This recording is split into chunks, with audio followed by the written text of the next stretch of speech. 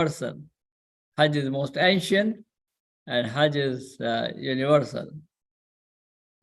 Another thing about Hajj is that in Islam we have 5 pillars: Shahada, Salat, Zakat, Siyam, and Hajj. So these are the 5 pillars of Islam. As Rasulullah said, Buniyat Islam ala khams. Islam is built on 5 things. And Hajj is the last one, but it includes all of them. Because in Hajj, you repeat your Shahada. La ilaha illallah, Allahu Akbar, Talbiyah, Labbaik, Allahumma Labbaik. So the words of Shahada are mentioned. And of course, in Hajj, you have a lot of Salat, the prayers. Pray 5 times a day as well as other prayers. You do that. And Hajj is in Zakat, you spend your money for a good cause, for helping the poor and the needy, as well as for some other good causes. And Hajj, you spend money when you go to Hajj. So it is kind of Zakat. Of course, you don't use Zakat money for Hajj, but you use other money. But it is charity also. It is an act of charity. And then it is Hajj. So you can see that. And Siyam. In Siyam, we control ourselves. We don't eat and drink.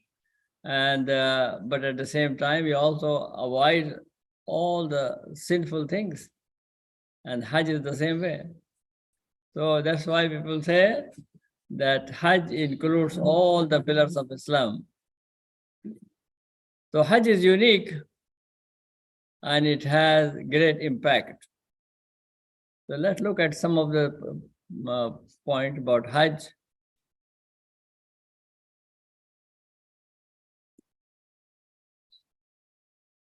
The acts of worship in Islam, they are spiritual, physical, and some of them are financial also. So we dedicate our spirit, our body, and our resources in thankfulness and submission to our Lord. So in Salat and Siyam, prayer and fasting, these are, beside the spirituality, you have physical activity. Salat requires physical action. Your body is involved there, but at the same time, and also in fasting. Zakat is financial.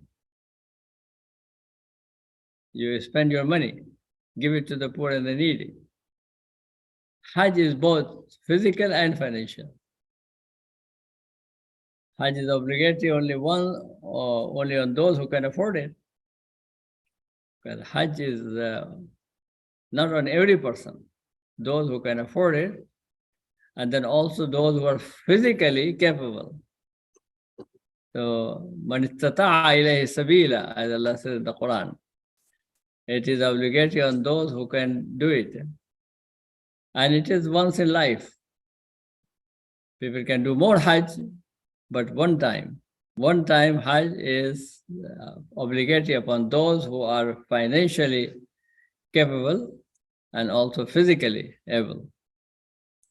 If people perform other, they will become nafal. How many of you are going first time for Hajj? Oh, mashallah. So most of you are going first time. But how many of you performed Umrah? So you have been there. So you had that experience, alhamdulillah.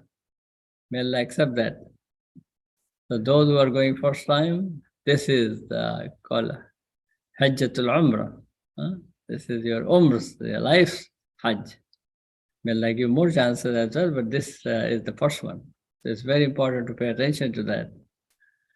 And so it is once in life, which is required, and others become the Nafal Hajj. So it is, as you can see here, spiritual, physical, and financial. All the three are combined here. Hajj is a sacred act, and all ibadat are sacred. When you stand in Salat, it is a sacred act. When you fast, it is a sacred act. When you give zakat, it is a sacred act. That means it is something that is commanded by Allah subhanahu wa ta'ala, and it is, the purpose is to please Allah. But acts are at certain time and at certain place. For example, salat, sacred acts, sacred times, 5 times do we have sacred times. These are the times of salat. But you can do it any time, any place. You can ju'alat li al-ardu masjida. The Prophet said, the whole earth is made for me as masjid. So you can perform salat in your home, in your masjid, in your office, any place. You happen to be at the time of salat, you perform the salat. So it is a sacred act, sacred time, but at any place. Fasting is sacred act and at sacred time, especially Ramadan fasting.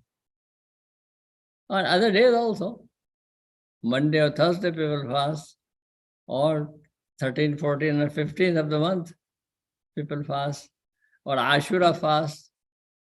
So other fasts also, but those are nafil fasts. But the fourth fast is in the time of Ramadan, and Ramadan becomes a very significant month for that. So it is sacred act at sacred time. Zakat, sacred act at any time.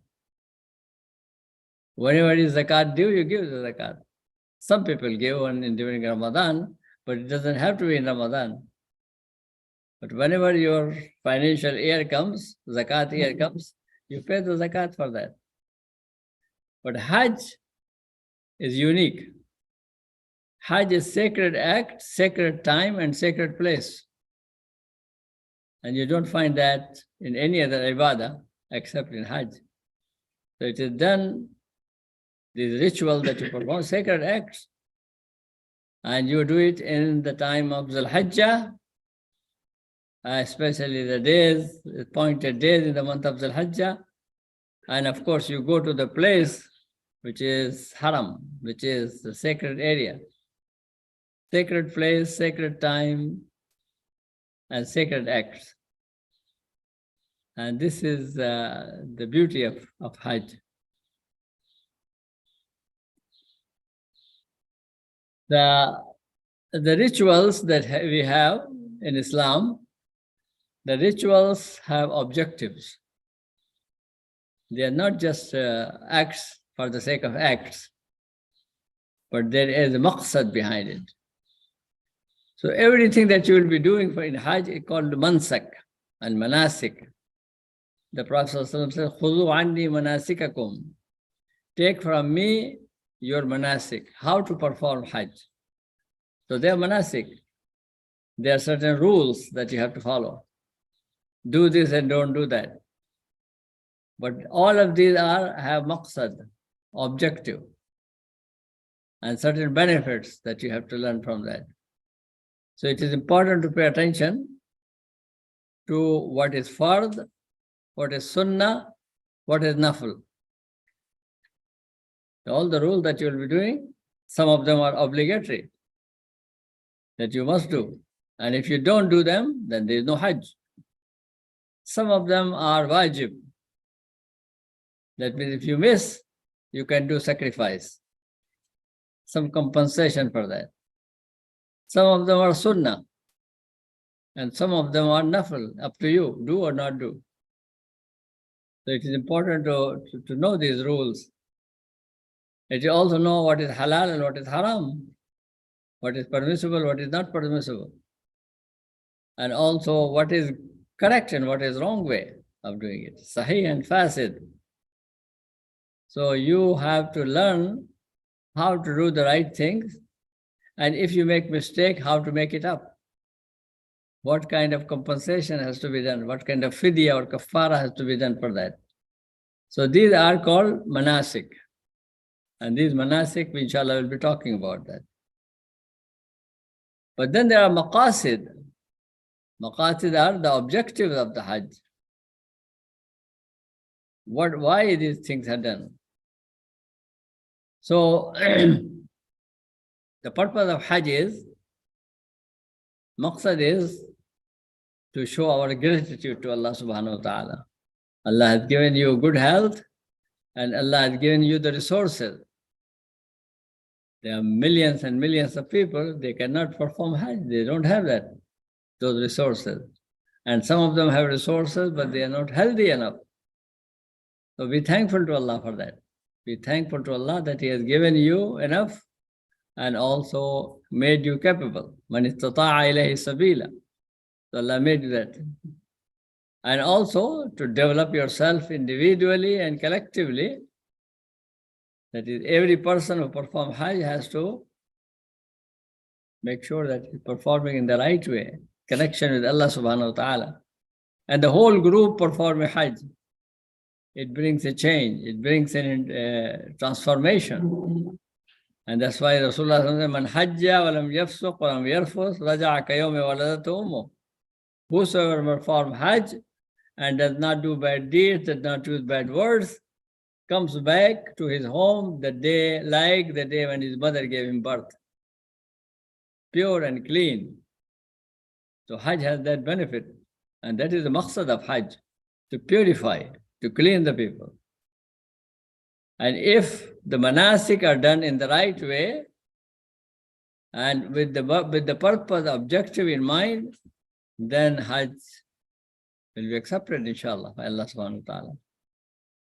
فَلْيَعْمَلْ عَمَلًا صَالِحًا وَلَا يُشْرِكْ بِعِبَادَةِ رَبِّهِ أَحَدًا. The Quran says that those who want to be accepted by Allah subhanahu wa ta'ala, they should do the righteous deeds, correct deeds, and do not make any shirk. So amal should be salih and khalis. Salih means correct, the way that Prophet ﷺ has given us. And also it has to be done with the sincerity of the heart, with the devotion. And then it requires it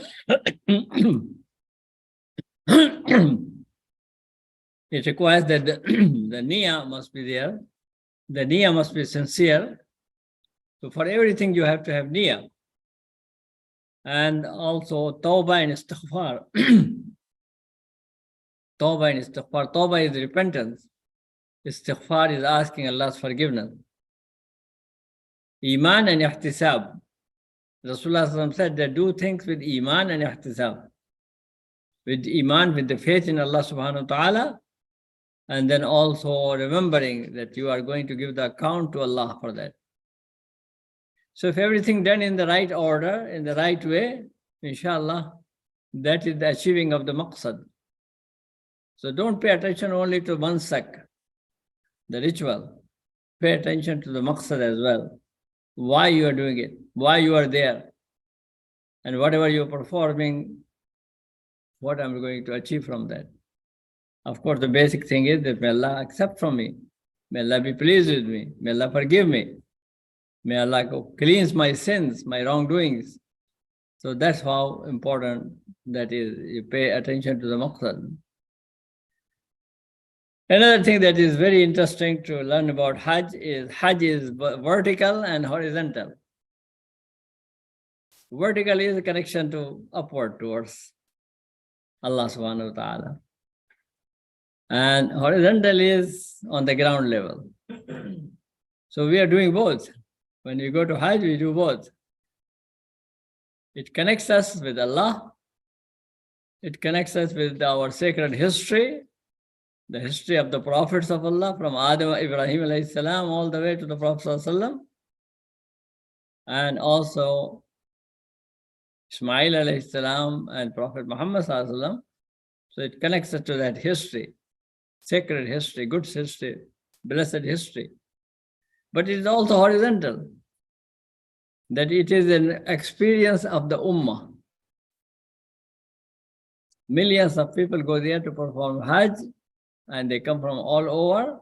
So this is a kind of, you can see the ummah there. So it is the ummatic experience. So we see Muslims of different races, colors, languages, and cultures. There is no other place where you can see Muslims of such a variety as you can see at Hajj. Somewhat we have it in America also. You can see people from all over. but not as in such a big scale as you see at Hajj time. You see Muslims of different socio-economic levels. Some of them are very rich and some of them are just, they can afford it to come to Hajj. And also you see Muslims of various educational and cultural level. I mean, highly educated people, sophisticated people, but some of them do not know much. But they come. So you can see the Ummah is somewhat represented there. And Muslims have different political views. Should get involved into that. But some of them have one opinion or another opinion. Some of them Democrats, some of them Republicans, some of them are monarchic. They love their king. And some of them they do not. They're rebellious. So I hope they will not do any rebellion there. They just do everything peacefully. But people have different views. Yes. So you can see that. And you can see the variety. I mean, every salat, I remember when I go to Hajj, after the salam, assalamu alaikum, where are you from, brother? Where are you from, brother? And you will find every time somebody from different place. Sometimes you see people from Arab countries, some from India, Pakistan, somebody from China, somebody comes from Uzbekistan, Tajikistan, any place, Europe, America, all of this. It's a variety of people. Some of them know English, no Arabic or Urdu, so you can talk to them, and some of them no. Assalamu alaikum. Alaikum assalam. Alhamdulillah. And that's what we communicate. Assalamu alaikum, alaikum assalam, mashallah. Where are you from? China. No English, no Arabic. But it's brothers, brotherhood, yes. Alhamdulillah. So these are the expressions, you can see that. You can do the same thing with sisters or brothers. And also, you can see different religious levels. Some of them are very observant. They pray, they fast, they do their religious duties. Some of them just came for Hajj. They are not that much used to their religion. But hopefully, Hajj may change them. Some people, they change, they repent, and they become better people from Hajj. So you can see that. Spiritual level and spiritual and commitment to Islam. There are different levels. So expect that. Not because the people have come for Hajj, everybody is now, mashallah, very religious. No, they are supposed to become religious, but there are different levels. So what are the lessons? Perform the Hajj with devotion. You, first of all, you persons, you say your own, my own Hajj. How am I doing for my Hajj? Am I getting the thing that I should get from Hajj or not? Forget about what other people are doing. But I mean, you're happy to see the people. You stand up someplace and see people are in the tawaf. The whole mataf area is like an ocean of people. I say, Alhamdulillah, I'm happy with that. But still, every person has to his own connection with Allah subhanahu wa ta'ala. Take advantage of that time that you have. It's not too much nowadays. People are only go for a few days, week or 2 weeks, something like that. So it is whatever time you have, it is a very blessed time. And pay attention that what you're supposed to do. It's a great opportunity. A great opportunity. Alhamdulillah, many people can do that, Hajj, but now it's becoming difficult. So people financially is also becoming quite expensive. And then, of course, the Ummah has grown. We have 2 billion, I mean, 1 billion Muslims. There's a large number of Muslims. And if they all come, it's not easy.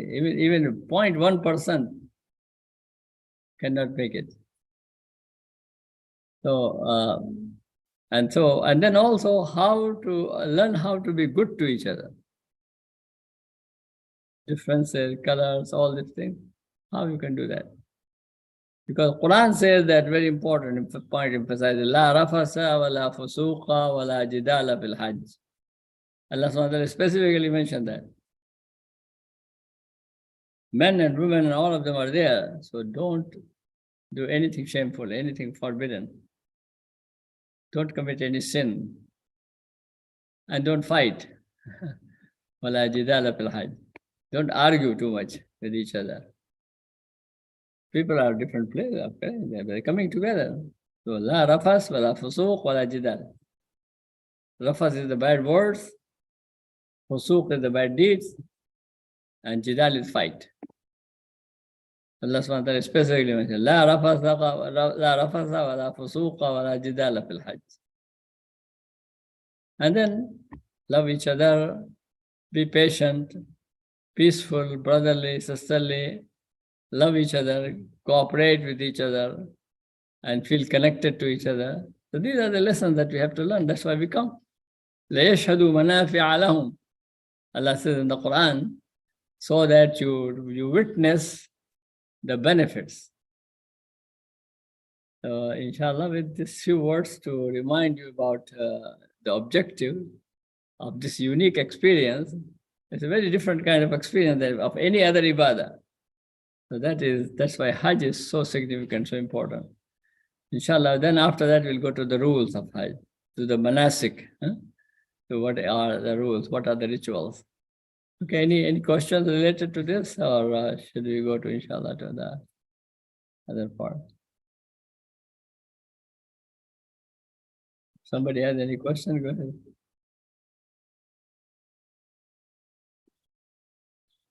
Okay.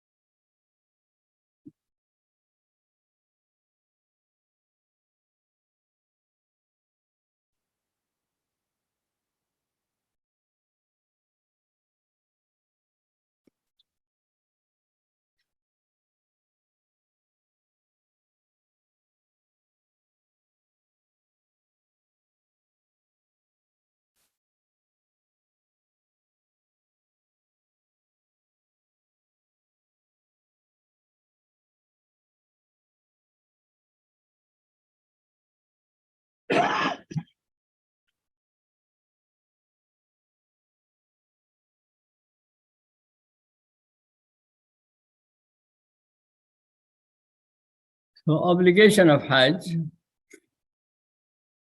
Allah subhanahu wa ta'ala says in Awwala Baytin Wadi'a Linnas, I already mentioned some of these points. So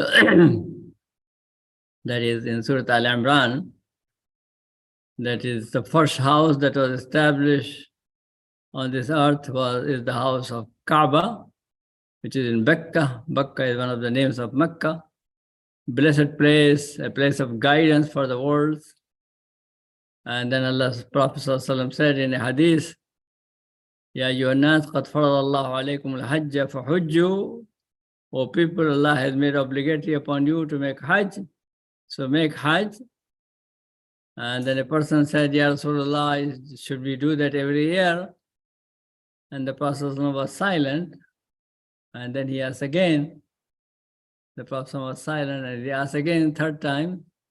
So Prophet says, I told you, but if you keep on asking that, what will mean, then Allah will make it obligatory upon you every year. It will be very difficult for you. So just follow that. Don't be like the people of other communities who kept on asking their Prophet various things, and then life became difficult for them. Because the more the questions they asked, the more difficult it became, because the time of Tashri'ah. So it is one time in life. It is one of the 5 arkan of Islam. It was made obligatory in the 6th year of Hijrah. When the Prophet ﷺ came from Makkah to Medina, in the 6th year of Hijrah, Hajj was made obligatory. Every person who can afford it should do that once in life, but it should be done as soon as possible. Once you have enough money to make Hajj, you should not delay it.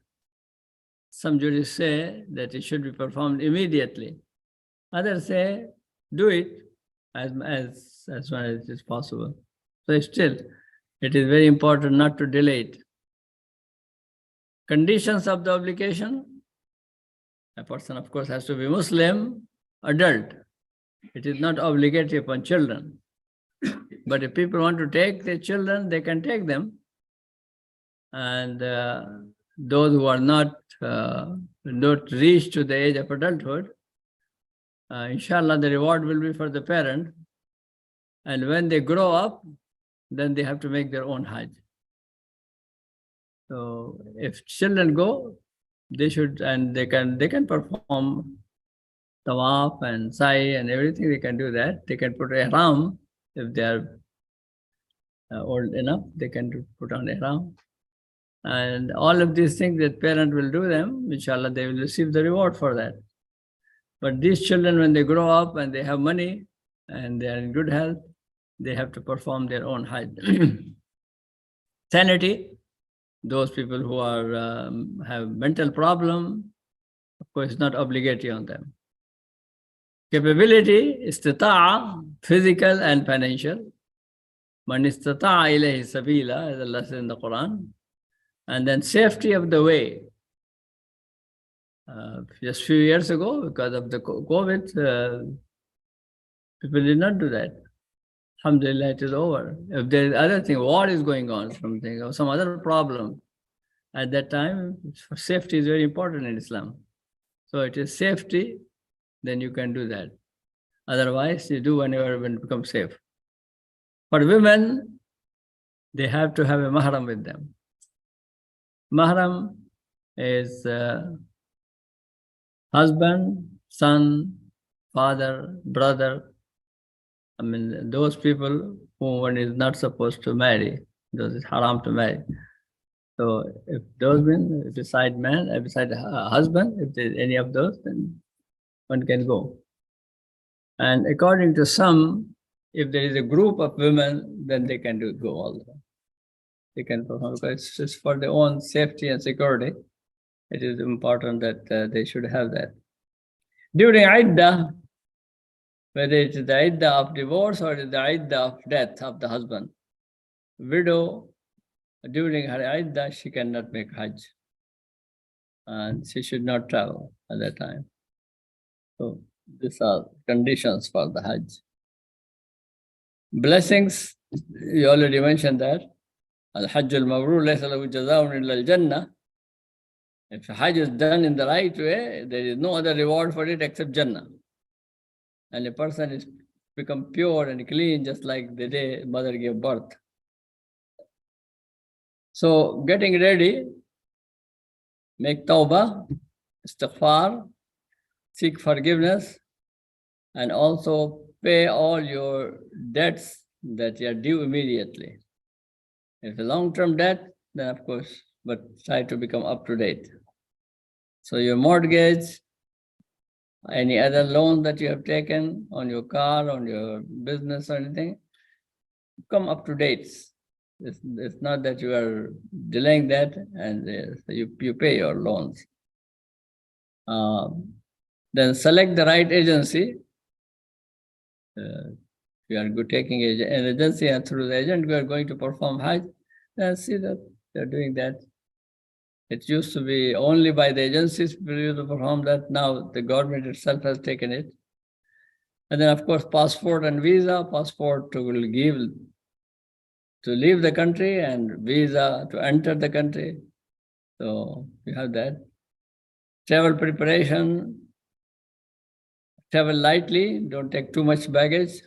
It becomes very difficult to travel from place to place and all these things. So you don't need too many clothes, you don't need too many things. You can buy there, or if you take it light thing. Of course, take the necessary medication and do not take too much cash with you. Nowadays, people use cards. You can use the card. And then also they have money exchange places, banks, and all of these things are now available. So there is no need to carry much cash with you. Learning the rules of Umrah and Hajj. And then when you arrive, most probably you will be arriving in Jeddah. Some people arrive in Medina. So whatever port you will arrive, there is delay, because especially when you come closer to the time of Hajj, it's very crowded. So sometimes it takes long time, the process to go through that. It has become a little better now. I remember sometimes people used to spend 6 hours, 8 hours, 12 hours at the airport, but now it's not that long. So expect delay. Then if the things go smooth, you will feel very happy. If you are expecting 3 hours and it is done in 1 hour, oh, mashallah, everything done in 1 hour. So that's why mentally we prepared for that. And then there are one important rule is the rule of miqat. So miqat, the plural is mawaqit.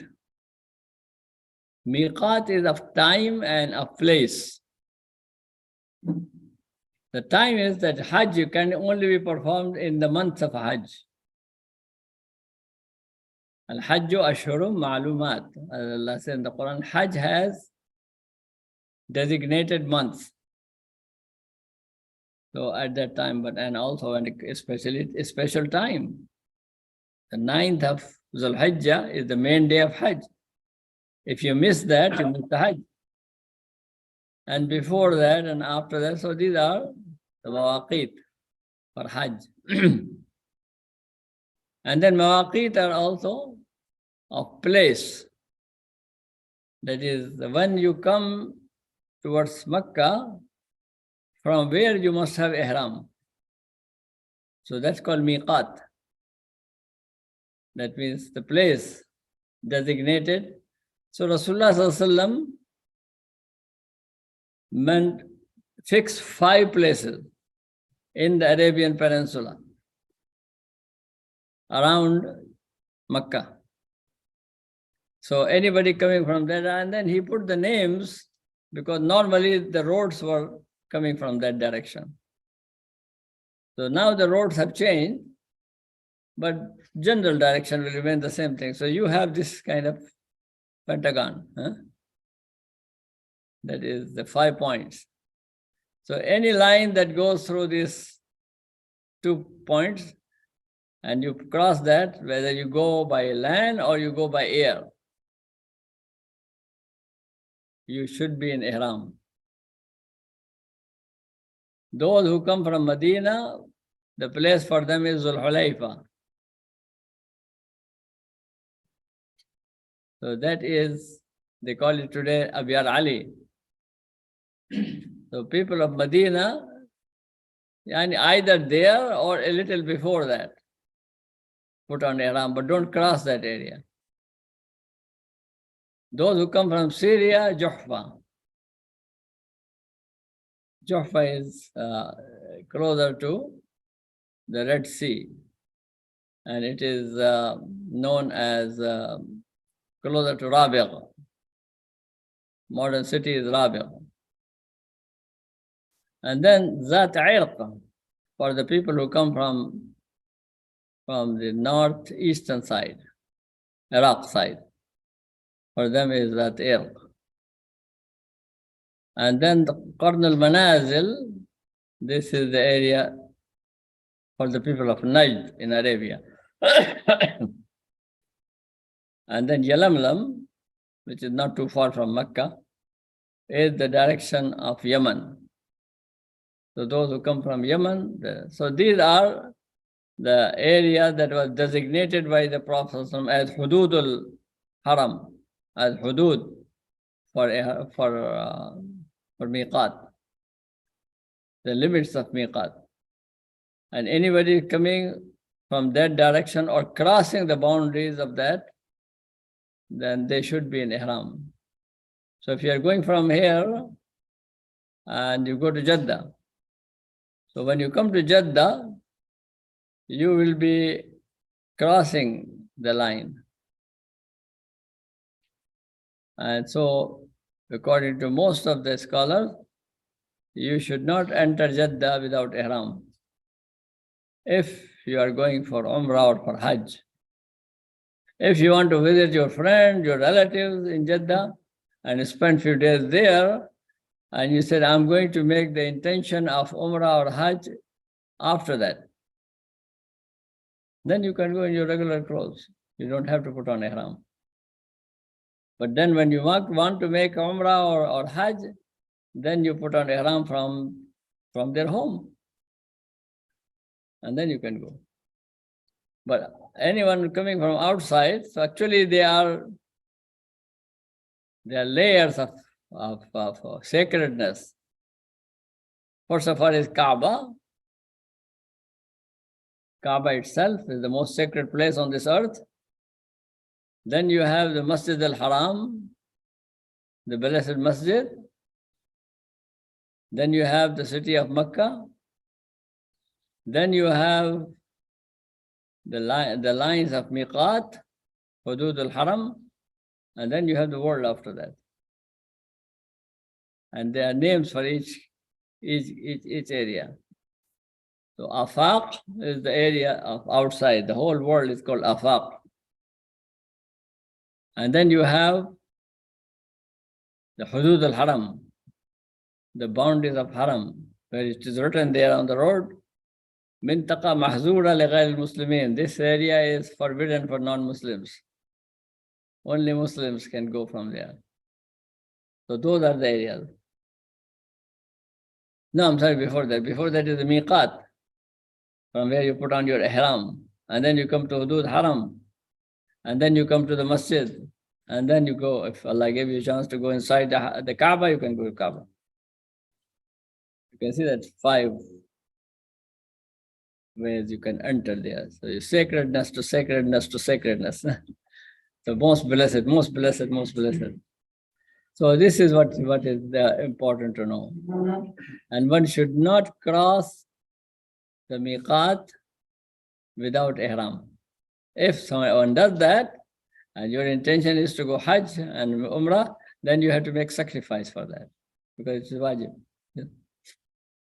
We are the impression that we'll be going to landing at Jeddah and then we are going to Medina. So at what point should we have ihram? If you go to Medina, go to Jeddah and then you go to Medina, you don't need ihram. Because for Medina, ihram is not required. So inshallah, when you come from Medina, you come to Mecca, and then you put on ihram from the place of the people of Medina. Won't we be flying over the Miqat area? Whether you fly over or not, but your intention is not to go to Mecca. Even if you fly over, but your intention is not to go to Mecca, then you don't need ihram. What's the other name for Medina? You said something, Ali? Abiyar Ali. Abiyar, yeah, the vials of Ali. So that's the name that they use. Or Dhul Hulayfa. Okay? So this is a very important point to remember when you are putting your ihram, you do that.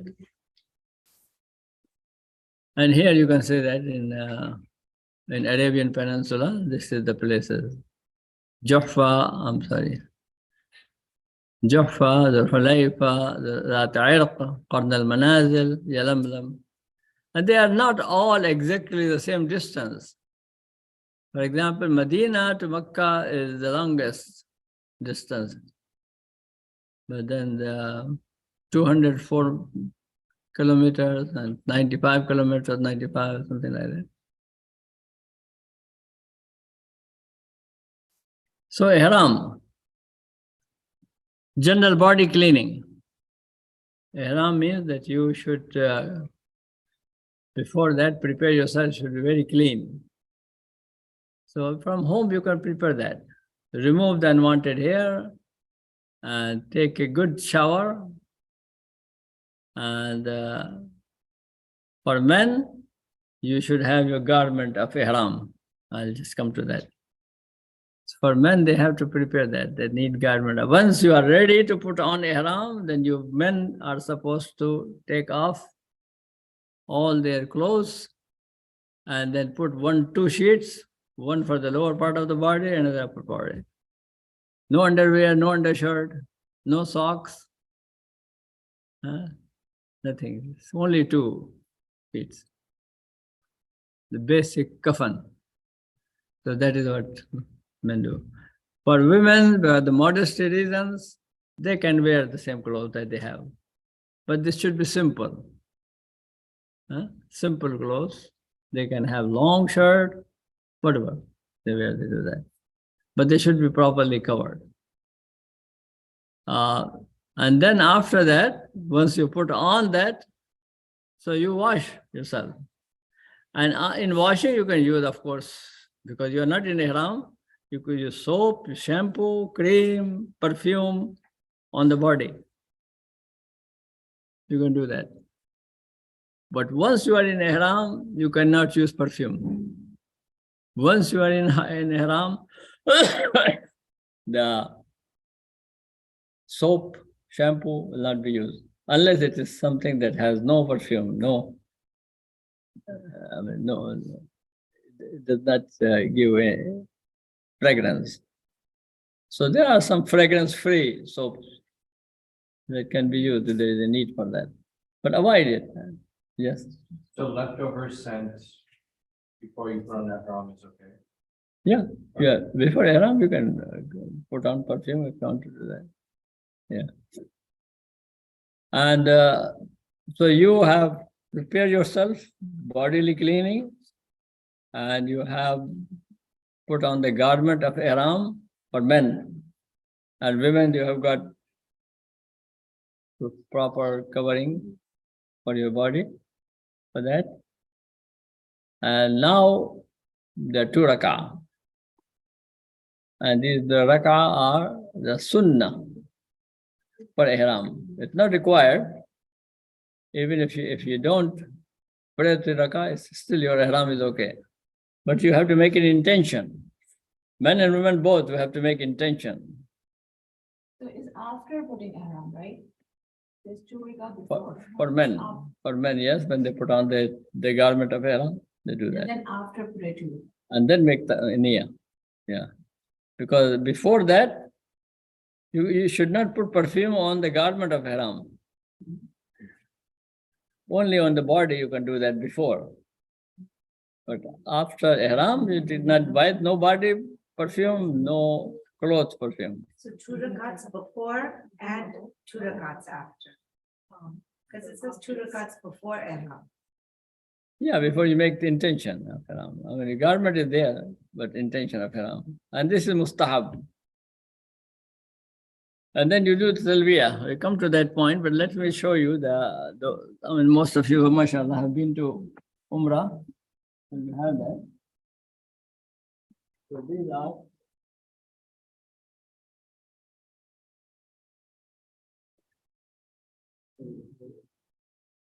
so you have this. This is for the lower part of the body. Just you'll be removing all the other clothing that you have. And there are 2 ways of doing it. One is that you bring both corners together and then you roll it, right? And put a belt. You can put a belt. The same belt that you use for your trousers, you can use that belt. You tie it, and then after that, roll it over you. And it's very safe, secure. Another one that many of you may not be familiar with that.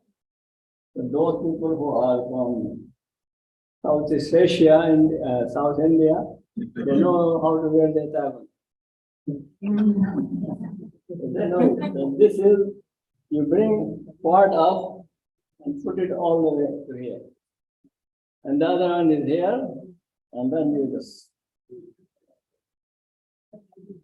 But Unless you are very confident, don't do that. But this is another way. And then if you don't have belt, you can do that. If you have belt or cummerbund, you can use cummerbund. So it's permissible to do that, to have the cummerbund out there. So that's one way. It should be above the belly. Yeah, above the belt. And this is the second one that you will be putting on the upper part of the body. And it is when you are, we'll talk about that. When you come to tawaf, then you will be doing it this way.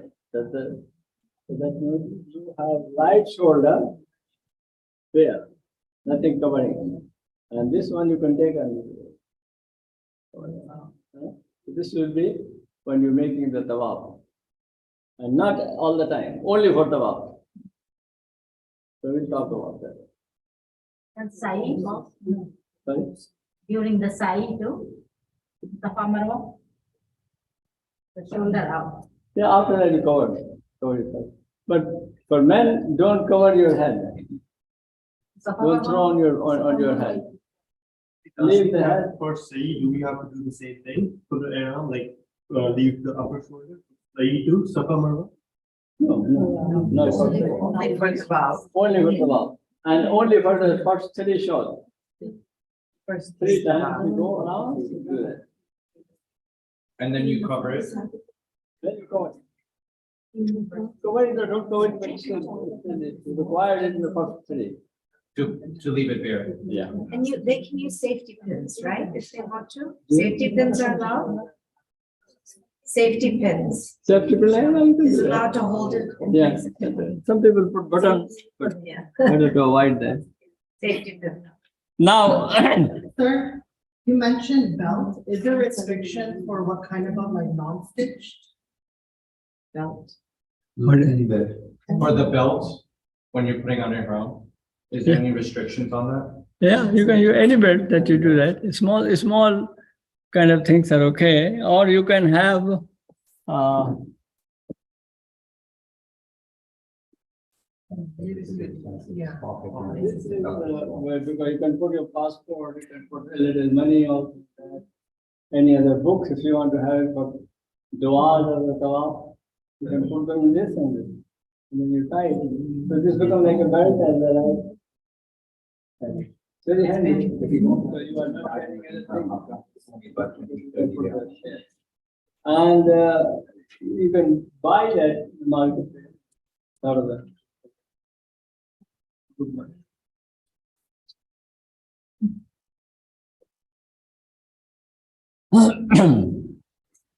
Talbiya.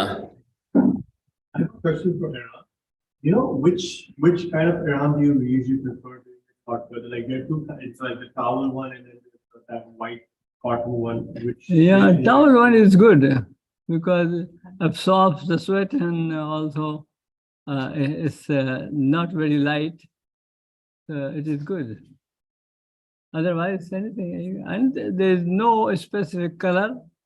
Normally, people have it white, ihram, but it could be of any other color. Yeah, permissible. Yeah. Now we come to talbiya. Talbiya is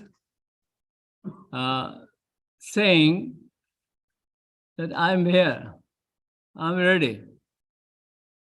And you say labbaik. So you are saying that I'm here, I'm here. That's why double. Labbaik. Because the singular is labbak. But you are saying labbaik. And labbaik, and twice you are answering that.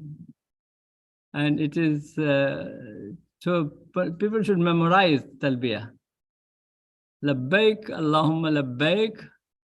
Labbaik, Allahumma labbaik. Inna alhamda wa ni'mata lak. Wal mulka la sharika lak. So you're saying labbaik, Allahumma labbaik. I'm here. Wallah, I am here. And there is no sharik. There is no partner for you. You are alone, the Lord and God. And again, in Alhamdu wa ni'mata lak, the praise and the favors all belong to you. It is you should be praised. Ultimate praise is yours, and the favors are yours, and the kingdom belongs to you. The whole thing belongs to you. You are the Lord of the worlds. La sharika lak. There is no one beside you. So this is the song of a Haji, this is the slogan of a Haji, this is the message and the mission of the Haji. That's what we are saying there. And this is our life should be that way, to recognize that there is no God except Allah. But before you say talbiyah, you make a decision. I mean, you make a decision from your home. What are you going to do? What kind of Hajj you are going to perform? So there are three types of Hajj. One is Hajj and Umrah together. And the second thing is Umrah. Then you take off your ihram, put your regular clothes, and then when the time of Hajj comes, then you put ihram for Hajj. So you have gap. Tamattu is a gap. You have a time that is not in ihram. So you make ihram for Umrah. After that, you are off ihram and you are in the regular clothes. Whatever time you spend in Mecca, you spend there. And then when the time of Hajj comes, you put on ihram again. But that time we will put on ihram from, not from Miqat, from Mecca, because you are in Mecca. So you put on ihram from Mecca. And so that's second kind. So one is called Qiran, the other is Tamattu. Tamattu, not tomato. Tamattu. That's a good way to. So you are Tamattu. And then the fourth and the third one is Ifrad. Ifrad is you are only making Hajj, you are not doing Umrah. You've been there, performed Umrah many times, and you don't want to perform Umrah now, so you can make Ifrad. Or people of Makkah, those who live there in Makkah, they do Ifrad because they are living there. So these are the three. So you, at the time of ihram, when you put on your ihram, you say, Labbaika Umratan wa Hajja. If you are doing Quran, you say, Labbaik, I'm here, Ya Allah, for Umrah and Hajj. Labbaika Umratan wa Hajja. If you want to do first Umrah and then Hajj, then you say Labbaika Umratan Mutamatti'an ila al-Hajj. Like Labbaik for Umrah and making Tamattu for Hajj. Or you can say Labbaika Hajjan. That means I'm only making Hajj. So these are Repeat the dua. Okay. Labbaika Umratan wa Hajjan. Labbaika Umratan or Labbaika Hajjan.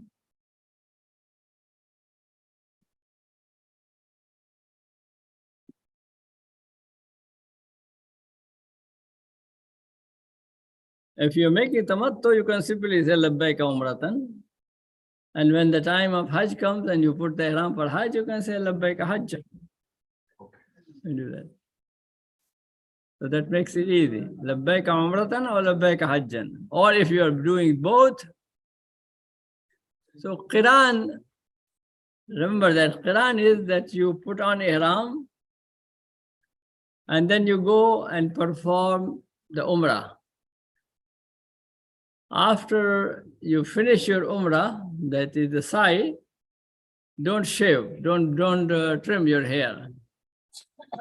You keep on your ihram and you remain in the state of ihram. All the things that are forbidden in ihram are forbidden on you until you make Hajj. You finish your Hajj. Okay, so that's called Qiran. Tamattu, you go and perform Umrah and then you are off ihram and you are like living like a regular person. And then after that, when the time of Hajj comes, you put on Hajj ihram. So that's called Tamattu. that more common? More common, For especially if first you have time. more time. Yeah. That like maybe And one day- ifrad is if you don't make umrah, you just do Hajj. So if you go from Medina to Makkah, one day you can do Umrah and then the next day you can start Hajj, depending on the dates that you arrive. Yeah, if you have time, you can do that. One day, more days. Yes, brother. It's the same question, basically, just because the 4 days, we are going to Medina for the first. So from Medina to Makkah, you do the Umrah. And then there's 3 more days there 3 more days. before you go to Mina. So Okay. those 3 days, that means we have to Niyya for Umrah first separate. And then basically we go stay there 3 days. Yeah, it's easy for you. It's easy for you. You have 2-3 days, then you don't need ihram. But you can go and make tawaf. You can make tawaf, and for tawaf you don't need ihram. Only when you do umrah you need ihram. Okay. But one thing, be prepared, because we recently did Umrah. If you don't have it around, they won't allow you in the main road. It's the second. With the Hajj, it's 20. At the time of Hajj, they will remove those. I'll be surprised because there's so many people like we just went in December. So anyone who was going for real Umrah, they will allow them to walk down. During the Hajj time, they will remove those. That'd be good because otherwise you have to be doing second or third. Okay. That's what that. Now, what is when if you are in ihram, you remember there are certain things that are forbidden for you. Ihram is that you are coming into consecrated situation. Hurma. Hurma is, or haram. Ihram, hurma for that. And that certain things are forbidden. Of course, committing sin at any time is wrong, but especially in the state of ihram. You are in the state of sacredness. Quarreling or getting into fights with others. La rafasa wa la fasuqa wa la jidala fil hajj. For men only, wearing anything tailored to fit the body. I mean, person should not wear any clothes that are tailored for that purpose. That where you have the neck and the hand and all those things, sleeves and all those things, that's not. If you put on a chadar, it's okay. If you have a towel ihram, that's fine. If you don't have towel ihram, then anything else that you can cover yourself. A lower part of the body or upper part, and upper part of the body. During ihram, getting married or performing a marriage is forbidden. Using perfume on the body or clothes during ihram. Before ihram, we mentioned that you can put some perfume on the body or cream. If you need that, you can put that cream on the body, but not during ihram. And clothes, don't put any perfume, neither before nor after. Hunting, people used to do that not only for pleasure, but for food. They didn't do that. So it is. What happened?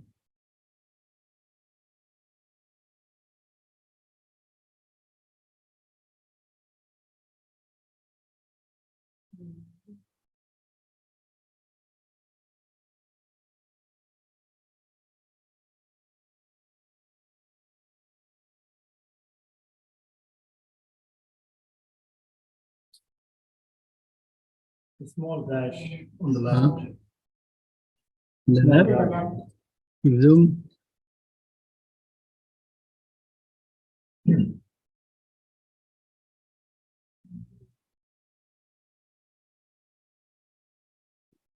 Stop it. And you can resume sharing. Okay. And spousal intimacy. So these are things that are forbidden during ihram.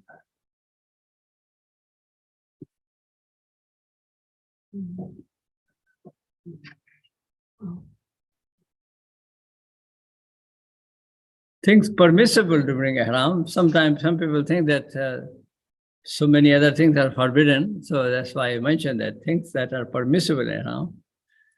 During Ihram, you can take a bath, shower. The garment of Ihram, those sheets that we have, if they are soiled, if they get dirty, you can change them. So changing your garment of Ihram is permissible. Taking a shower is permissible, but just avoid soap and shampoo. And then after that, combing the hair. You can use your fingers, but do not use the comb. Wearing a mask, covering the face or nose because of dust, temporarily, just slowly, you can just put something on your nose and you're passing by and see some dust or some smoke. And wearing a mask for health reasons, it's permissible. When you are walking around and you want to avoid because too many crowded people, and a lot of people get cold and coughing and all those things. So it's a good idea to have a mask. The scratching of the head or body, covering the head forgetfully. Men are not supposed to cover their head, but if something, you just put it there on your head forgetfully for a short time, this is permissible. Looking at oneself in the mirror or smelling perfume. You're not wearing it, but you're passing by and somebody has perfume. Or you stop for a short while at a perfume shop. So that's okay, it's not forbidden. Wearing a belt, watch, glasses, or rings, they are permissible. For men, they should not wear the jewelry, but the ring, that whatever is the silver ring that is allowed for men to wear, they can do that. Using an umbrella or sitting under cover, it's permissible. I mean, according to the Jafari school of Shia, they are not supposed to have umbrella. And they even in the buses, they remove the roof. So they're not supposed to be, there is no roof closer to their head. So, but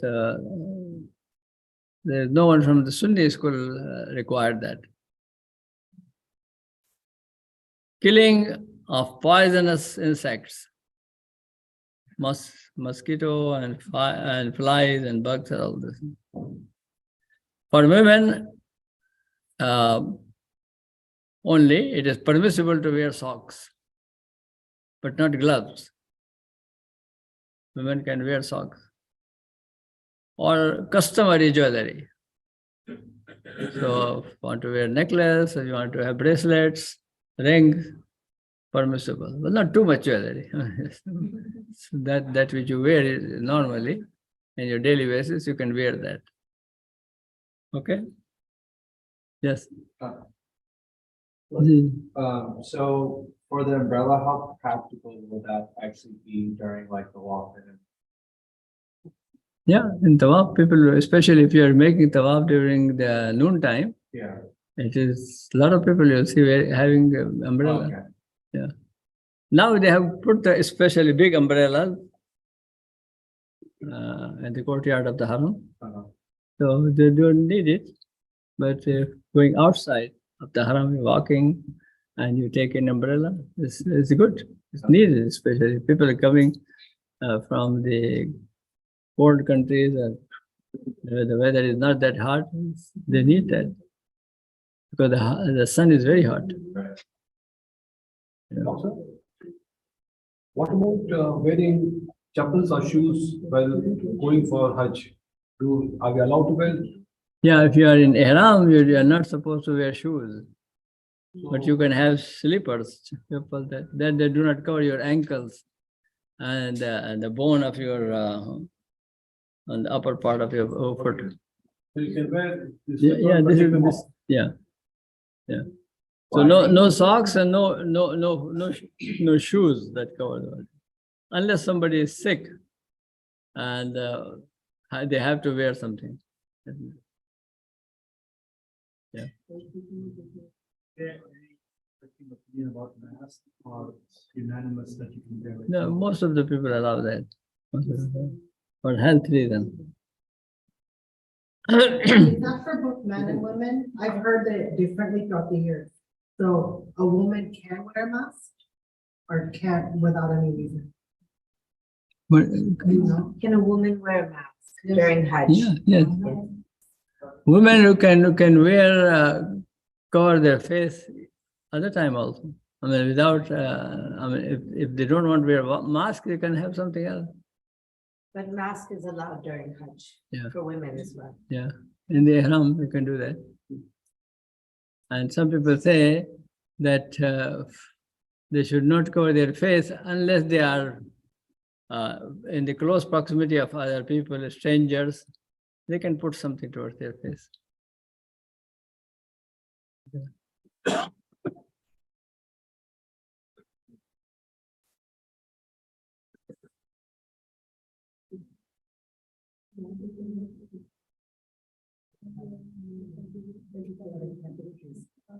So now you're coming to Makkah. So when you come in the city of Makkah, coming by bus, by car, or by train now, if you come closer to the city of Makkah, repeat Talbiyah. Talbiyah should be repeated every time, one way or the other, you should do that. So you say Talbiyah and then also make dua that Allah bless this town, bless this city, bless me, bless, accept us, our prayer. And then you go to your hotel and you put your luggage. If you need to take some rest, you can take some rest. Refresh yourself with the tea, coffee, juice, whatever, or if it's time of meal, you can eat. And then get ready to go to Haram. Make your wudu. And if you are, because of your journey, you are need to take a shower, you can take a shower. And then you go to Haram as soon as possible. And you can enter the Haram from any place, from any direction. In some old books it is written, enter from Bab al-Rahma, but it is not required. And first time when you glance the Kaaba, you look at Kaaba. If you can stop for a moment and make dua. Allahumma inna hadha haram. Allah, this is your haram, this is your Kaaba. Allah, bless this place and bless those who visit it. So make a dua. You can do any language, Arabic, English, whatever. And then the first thing that you do in any other masjid you go, first thing you do Tahiyyatul Masjid, the 2 rakah of masjid. But in Mecca, the first thing is make tawaf. If it's a prayer going on, then you pray. Jama'ah going on, then you join the Jama'ah. But then after that, you make tawaf. And this tawaf is your tawaf al-qudum. This is the tawaf of your coming there. And especially if you are making umrah, then it is also the umrah tawaf. So make tawaf of umrah. And as we mentioned, that this tawaf requires that you have ittiba'. You are wearing the garment of ihram, and this on your right shoulder, bring the chadar from the shoulder and then leave it bare. And this is emphasized. And every tawaf has 7 rounds, regardless how big is your round. If you are doing it from the 2nd level or 3rd level, it will be very long. If you are on the ground and you're closer to Kaaba, maybe the whole tawaf is not as long as one round up there. So, but still you have to do 7. So regardless what is the length. And the first 3 rounds, you do the istiba. And also, if possible, make a raml. R-A-M-L, raml. And raml is that walking briskly, walking a little faster in the first 3. So istiba and raml, these are recommended. Not obligatory, not wajib, but recommended very much to do that in your tawaf. And this is the tawaf of Umrah only, not any other tawaf. Regular tawaf, you don't need that, only in Umrah. Why? Because Muslims were forbidden to come to Makkah. Quraysh stopped them. And then after Hijrah, several years after that, they came. So Quraysh wanted to say, the non-Muslims, they want to say, look at this, these people left Makkah and they became weak. Medina climate is not that good. So they came.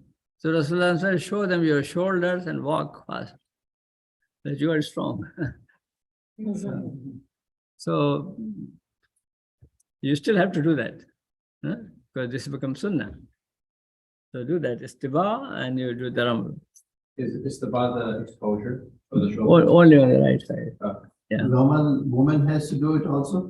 No. No. Women have to cover properly.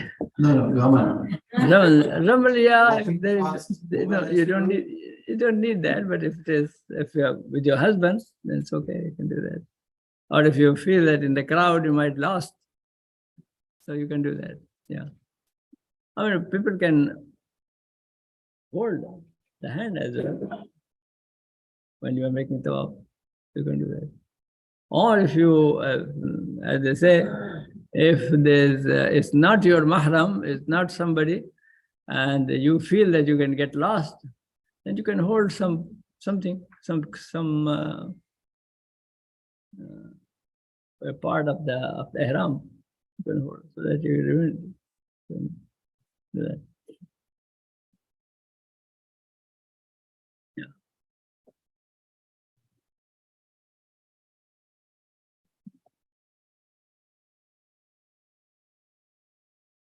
Now, Umrah has 4 arkan, 4 important things. And if you miss any of them, then there is no Umrah. So they're called arkan al-Umrah, pillars of Umrah. Ihram, Umrah requires ihram. And tawaf is required. And sa'i is required. And then after that, if you want to get out of the ihram, then you do the halq or qasr. Halq means shaving of the head for men. And qasr is men trim the hair from all over, and women can only do a little part of that, like less than an inch. Halq or qasr. So these are the very important essentials of ihram, of Umrah. Tawaf. So you are coming for tawaf. Tawaf is like salat. So you need tahara. You need wudu. Or if ghusl is required, then one should do the ghusl. So you cannot do tawaf without tahara, whether it is minor pollution or major pollution. That's why women during their menses are not allowed to make tawaf. If you arrive in Mecca and you have to make now Umrah, but its period starts, then they have to postpone it until clean, until over that period. So because tahara is required for that. All the other things they can do, I mean, for Hajj or for Umrah, what other things, but The only thing is tawaf is not allowed. Yeah. And make sure that you are covering yourself properly. Satr al-awra, the proper covering of the body. Because men are wearing ihram and they have to be extra careful with that. And then it is 7 rounds. Every round starts from Hajar Aswad, black stone. So when you start your tawaf, come to Hajar Aswad. If it is very crowded, you don't have to touch it. I mean, the thing is that you go and kiss the Hajar Aswad. But if you cannot, then you touch it. If you cannot, then you point towards it. So if it is very crowded, you can point towards it. But you have to start from there. And then after that, you go around. Such a way that Kaaba, you are on the right side of the Kaaba. That means you go counterclockwise. You start from Hajar Aswad and go all the way until you come to Rukn Yamani. This is the corner of the Kaaba that is before the Hajar Aswad. So between the Kaaba, between Rukn Yamani and Hajar Aswad, there is some distance. And this distance could be very long when you are far away. But that is the area where you make dua, Rabbana atina fid dunya hasana, wa fil akhirati hasanatan wa qina adhaban nar. Otherwise, all the other area, whatever dua you want to make, you can do that. There is no specific dua. Sometimes people have small books. They can use that. But any other dua that you know, you memorize, you can do that. Surah of the Quran you can recite. You can do that. So that is, you go from Hajar Aswad all the way to Rukn Yamani, and then where you say, Rabbana atina fid dunya hasana fil akhirati. You don't have to touch Rukn Yamani. Don't do that just like Hajar Aswad people. So some people do that, but it's not required. It's not allowed actually. One should not do that. So you go from there and then you turn and you come and say, Rabbana atina fid dunya hasana fil akhirati hasana wa qina adhaban. So this is one shout. Shout is one round. But to complete your tawaf, you have to have 7. So you can count on your fingers. There is a small tasbih for tawaf, which has 7 beats. You can take that. And that's it. You hold it in your finger and do that. You have done that? So they are available outside in the shops. There's a special tasbih for tawaf. Yes. Yes, brother, you're asking something? It's like a 2-part question. The first one is, if we're in a tawaf and we want to take like a break or you want to go upstairs or downstairs, is that allowed? Sorry, I have a So breaks during the walk, is that allowed, or do you have to complete all 7 before doing anything else? For salat? For the walk. Breaks during tawaf. If they want to, if anybody wants to stop and take a break and go to another level, can they do that? If you continue with your tawaf, if you stop for no reason, it should not stop. If for example, if you're making tawaf and the salat starts, Jama'ah starts, then you have to break it. What you do that, whatever, remember where you stop, and then you resume from there. But if you have to However, if you were, for example, in the middle of the 3rd round, then you will start from Hajar Aswad. But you have done already 2, the 3rd one is not complete, so you start the 3rd one, you begin with that. You get that?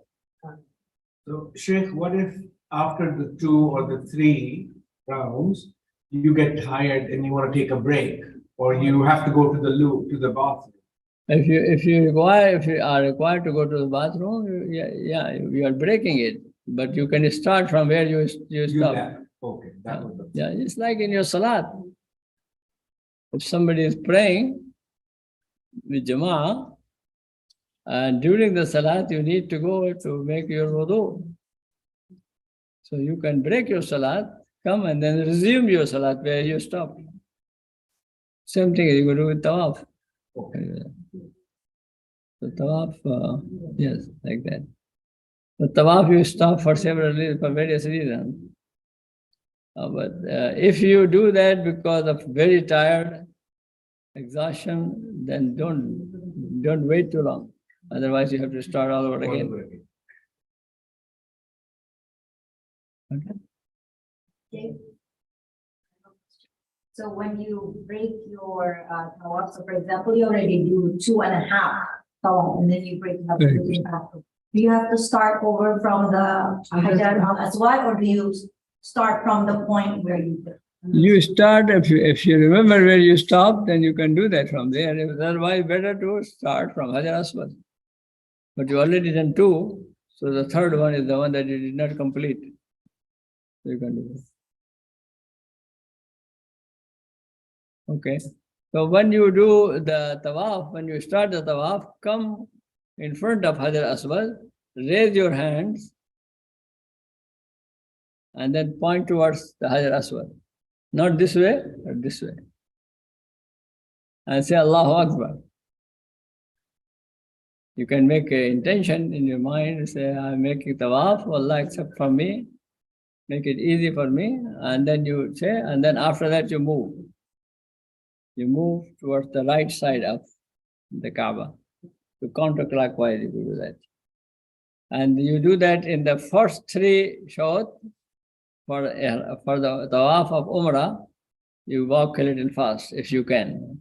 If the crowd is too much and you cannot do that, then you cannot do that. Now, Allahu Akbar, sometimes people put their hands like that and they kiss their hand. Can do that. Otherwise, you can simply say Allahu Akbar and then move. If you are closer, then of course, and touch it, and then you can kiss. And you finish your tawaf, 7 rounds, then you pray 2 rak'ah, Sunnatul Tawaf. And you can pray better places, Maqam Ibrahim. That is behind the Maqam Ibrahim, any place. If there is no room available there, you can pray any place in the Haram. Wherever you can find a place, you can pray 2 rak'ah. What are those 2 rakats again? What are they? Sunnatul Tawaf. Sunnah. And as I mentioned that there is no specific dua for tawaf. So you can do the only dua that is mentioned in the hadith is Rabbana atina fid dunya hasana wa fil akhirati hasanatan wa qina adhaban nar. And that you can repeat that. It takes you more than 2 minutes to reach from Rukn Yamani to Hajar Aswad. Then you say it several times. So that is the basic rule of tawaf.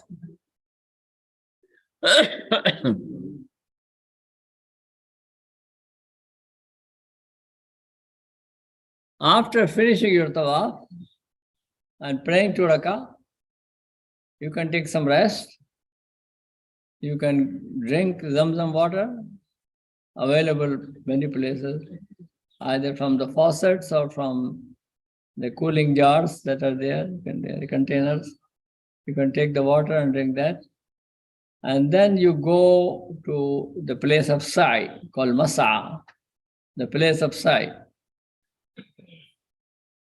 First thing you should go to Safa. You might be closer to Marwa, but you have to go to Safa because you start from Safa. Allah says in the Quran, Inna Safa wal Marwata min sha'airillah.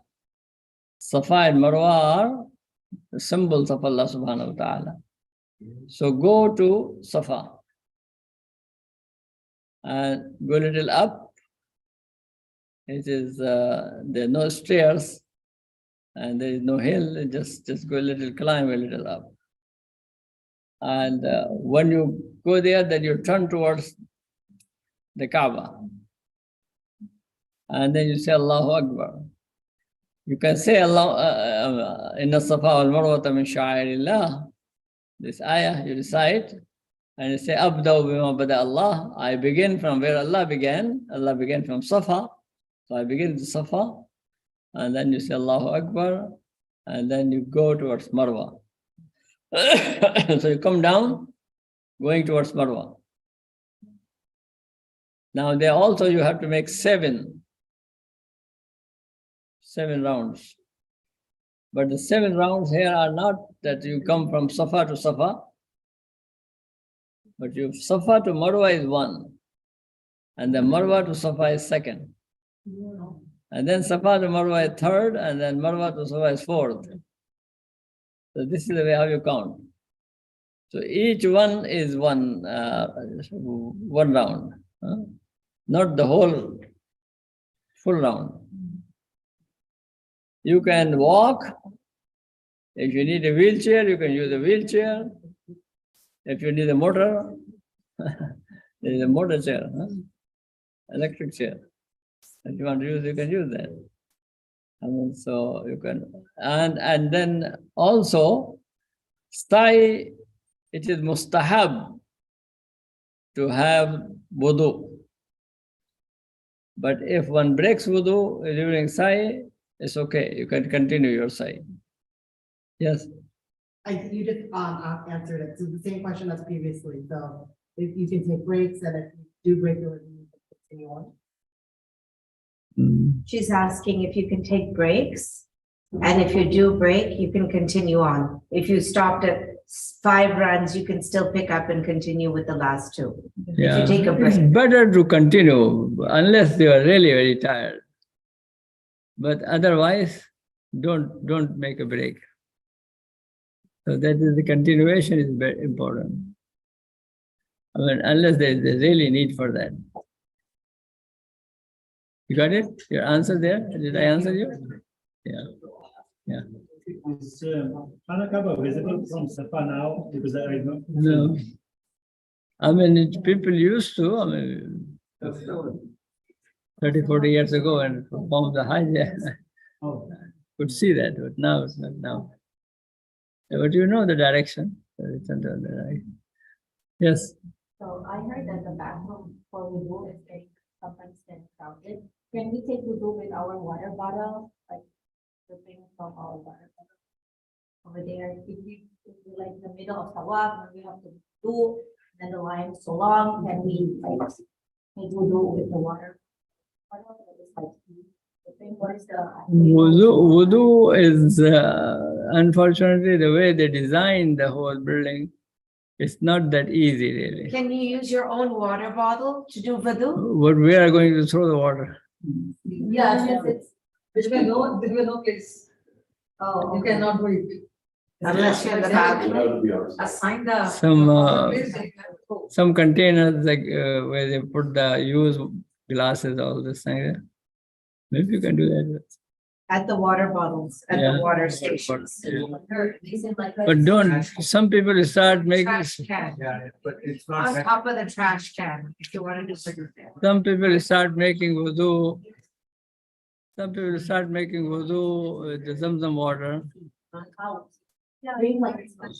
the whole wudu, I mean, you can put it on your face, on your hand, something like that. Yeah. Yeah, I wish they had done some more consideration of that, because it becomes very difficult when you are inside the haram to get out all the way and then come back again. It is. So do people ever do it with the water bottle over the trash cans or something? If you have some paper, Kleenex, if you have some Kleenex and do use that. Kind of slightly unrelated. You get a chance, can you show us how to do wudu with minimum water? Someone said we need a bottle, is enough water. Yeah. You get a chance. Can be done. I mean, it's very a small amount of water. You can make wudu. You can just one time. You don't need 3 times. Little water for your mouth, for your nose, and you do that. There are only 4 parts of the body that must be washed during wudu. Others are, if there is no water available, if you cannot do that, you don't have. For example, rinsing the mouth, putting the water in the nose, it is not fard, the sunnah. The one is your hands, face, masa, feet. These are only four that are fard. Can you repeat that again? Can you repeat that part again? Your hands, your face, all the way to the. We mentioned in the Quran, "Famsahu birujukum wa aydiyakum ila al-marafiq, wa amsahu birusikum wa arjulakum ila al-ka'bayn." So your hands, your face, up to the elbows, hands, masa, and feet. Nose and kulli is sunnah. And this only one time. You don't have to do it 3 times. If there is no water available, if there is water, is very little. Yeah. So rinsing your mouth and Yeah, nose yeah, is sunnah, it's not fard. No, it's sunnah. And tayammum is only hands and face and hands. Yeah. Okay. So rules of sa'i. Now you come to Safa and Marwa. As I said, tahara is recommended. That's why women, even their menses, they can do sa'i. So begin with Safa and then go towards Marwa. And then from Marwa to Safa. Total 7 times. Walk fast between the two. There's called green signs. Green, al-milain al-akhdarain, green sign. And now you have the whole area is lighted green. So this is the area that was the lower part of the valley. When Hajra radiallahu ta'ala anha was walking, running between Safa and Marwa looking for water, she keeping her eyes towards her son, Ismail. But this was the deeper part of the valley and she could not see, so she ran. So this whole thing is remembering Hajra and alayhi salam, and also her son Ismail alayhi salam. And this whole episode is a reminder of mother's love for the child. And so you walk in that way. So if you can walk, if you can do that fast, not running, but fast walk. If you can do that, it's good to do that. Okay. They have a question, sorry. Is there any special dua for Tahammum? When you are running, when you're going between this area, yeah, you say, رَبِّ اغْفِرْ وَارْحَمْ وَاعْفُ وَتَكَرَّمْ وَتَجَاوَزْ عَمَّا تَعْلَمْ فَإِنَّكَ تَعْلَمُ مَا لَا نَعْلَمُ. It is recommended. You don't have to say it, but this is what people say. You look, there are some books available in which they have mentioned that. They have for every shot, every time you go from Safa to Marwa and Marwa to Safa, there is a special dua. And the people, these books have the dua. And when you come to the Milain Akhdarain, the green sign, then you say, Rabbi Ighfir Warham. It's also easy for when you are running. Say, Rabbi Ighfir Warham wa'fu wa takarram wa tajawaz amma ta'lam. فإنك تعلم ما لا نعلم إنك أنت العزيز الأكرم. So this dua, it rhymes with the fast move as well. So, and women don't have to run, although Hajra was a woman who ran. But people say that women don't have to run. All right. And so make dua. During Sai, you can talk, but don't spend the time on make phone calls on spending the time on that.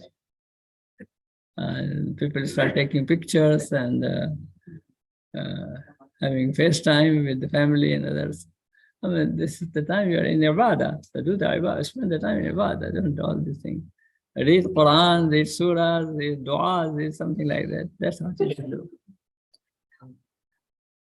So you started with Safa, and when you come to the last one, you end up with Marwa.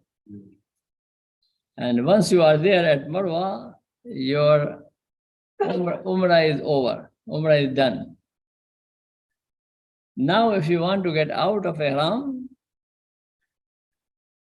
you go outside the barber shops, and you can ask them whether they want to trim your hair or you want to have shaved. You can do that.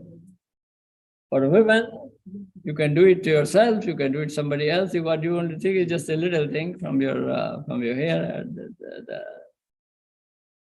at the end of the hair, and they cut from there, trim something.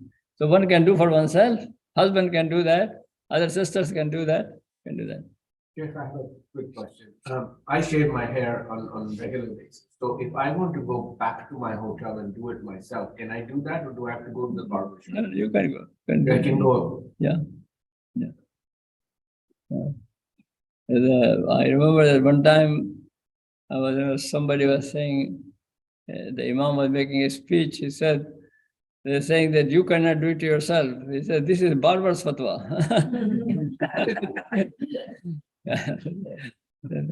Somebody in favor of barbers.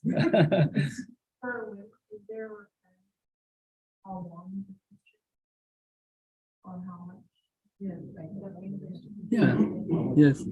What For women, how what- long? one what do you call it? Fingertips. 1 inch. Yeah, small one. And this is they collect all your hair something, and from the end, a fingertip.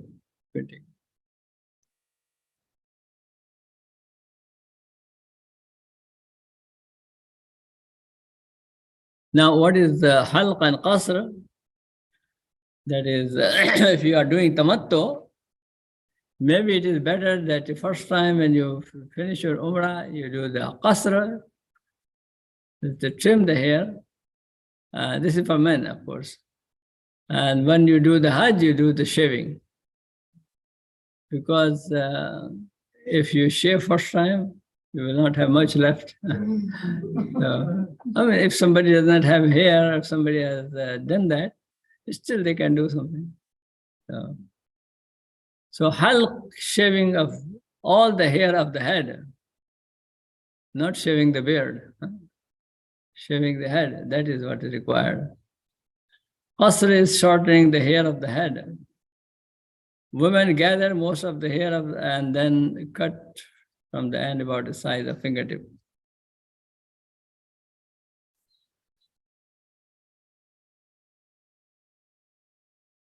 Now let's talk about Hajj. You want to take a little break, or you want to?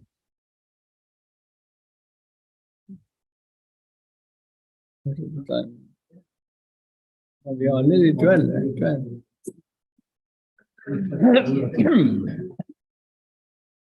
Sir, can we take a 5 minutes? 5 minutes, yes, okay.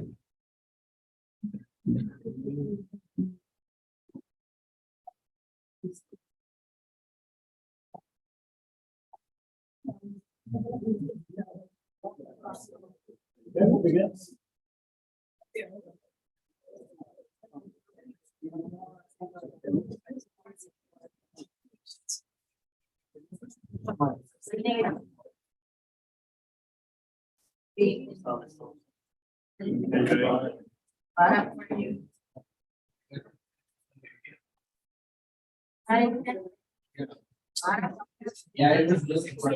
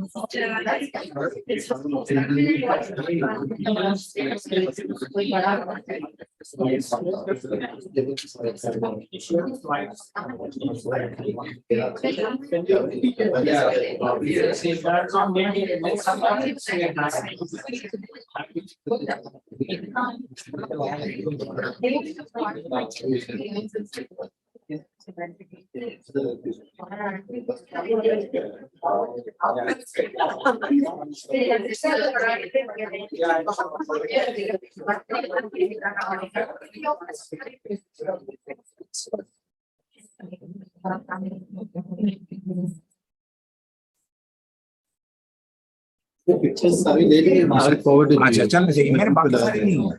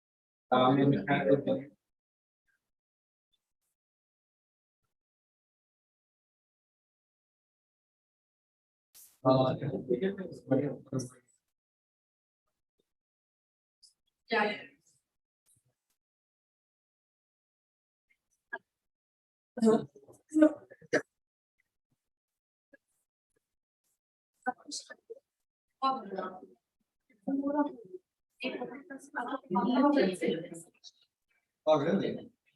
You want to get into it? Yeah. If you want, I can. Yeah.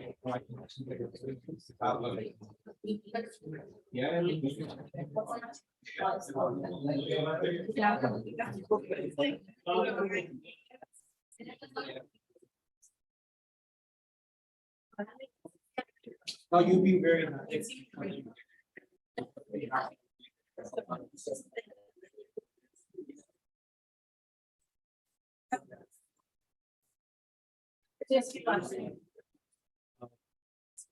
Yeah. There's a lot of people. Yeah, I think so.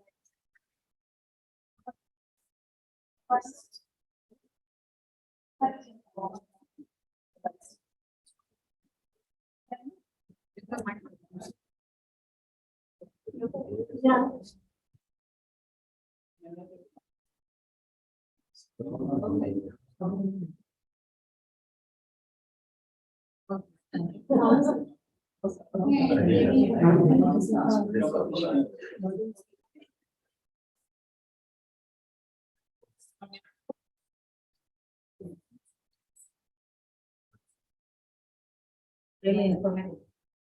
Yeah. Inshallah.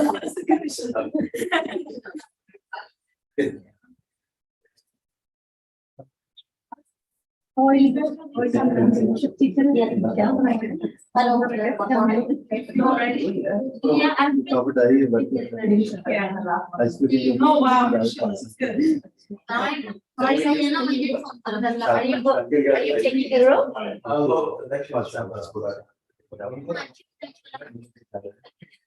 Yeah, I read it. What's the cost?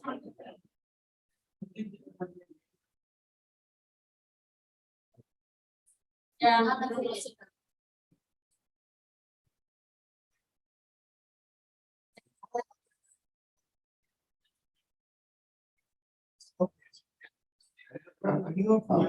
Maybe the beginning.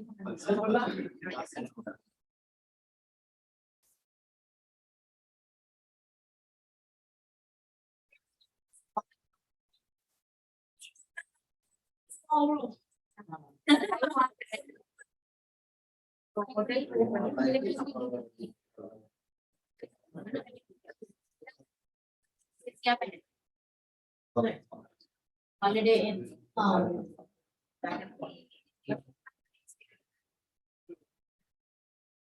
So let's begin, inshallah, because we don't have much time. So before Zohar. Nice.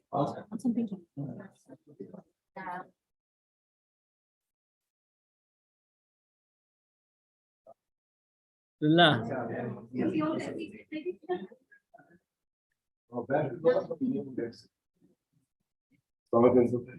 Salam, mashallah. How are you? You going? Are you going? No, inshallah, I'm just, maybe next year, inshallah. Take a Inshallah, good- inshallah. take them out. Just had a quick announcement.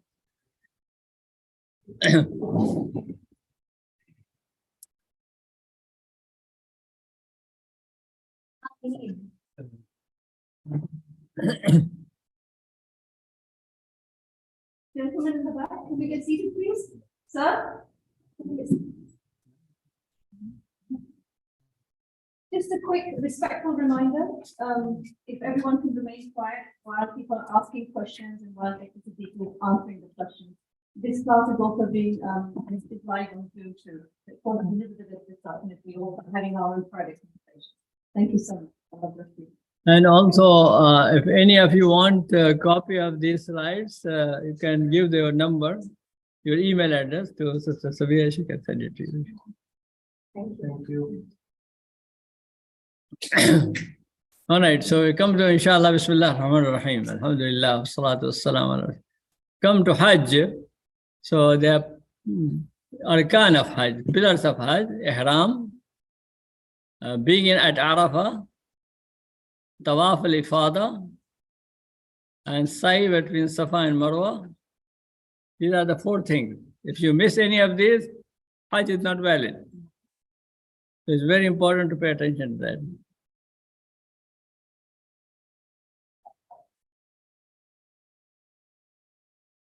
And these are the wajibat.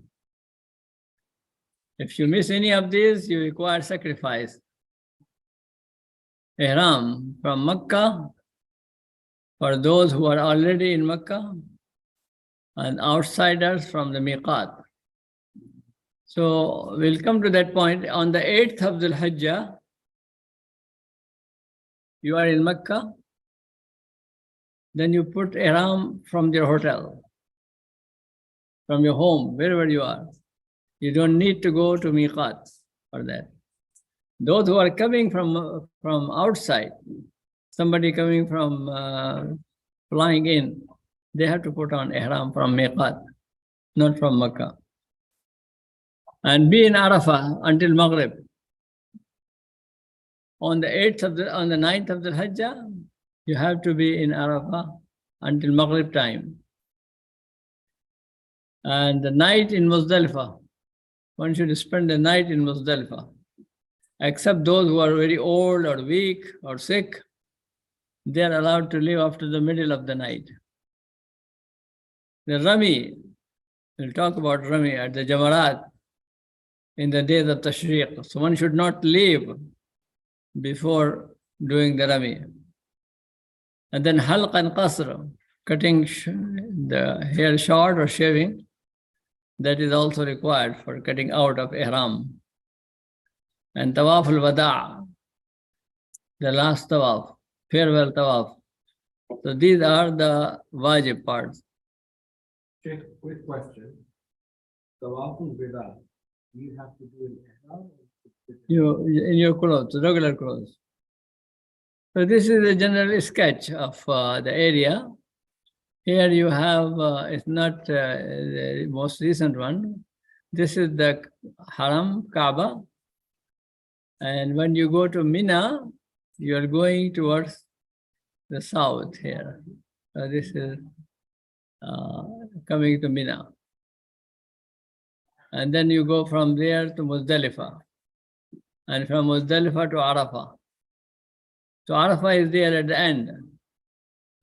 And then so on the 8th of the Hajj, you will be coming to Mina. And then you go to Arafah. And then you return to Muzdalifah. And then you return to Mina. And then you come back to Makkah. How many days?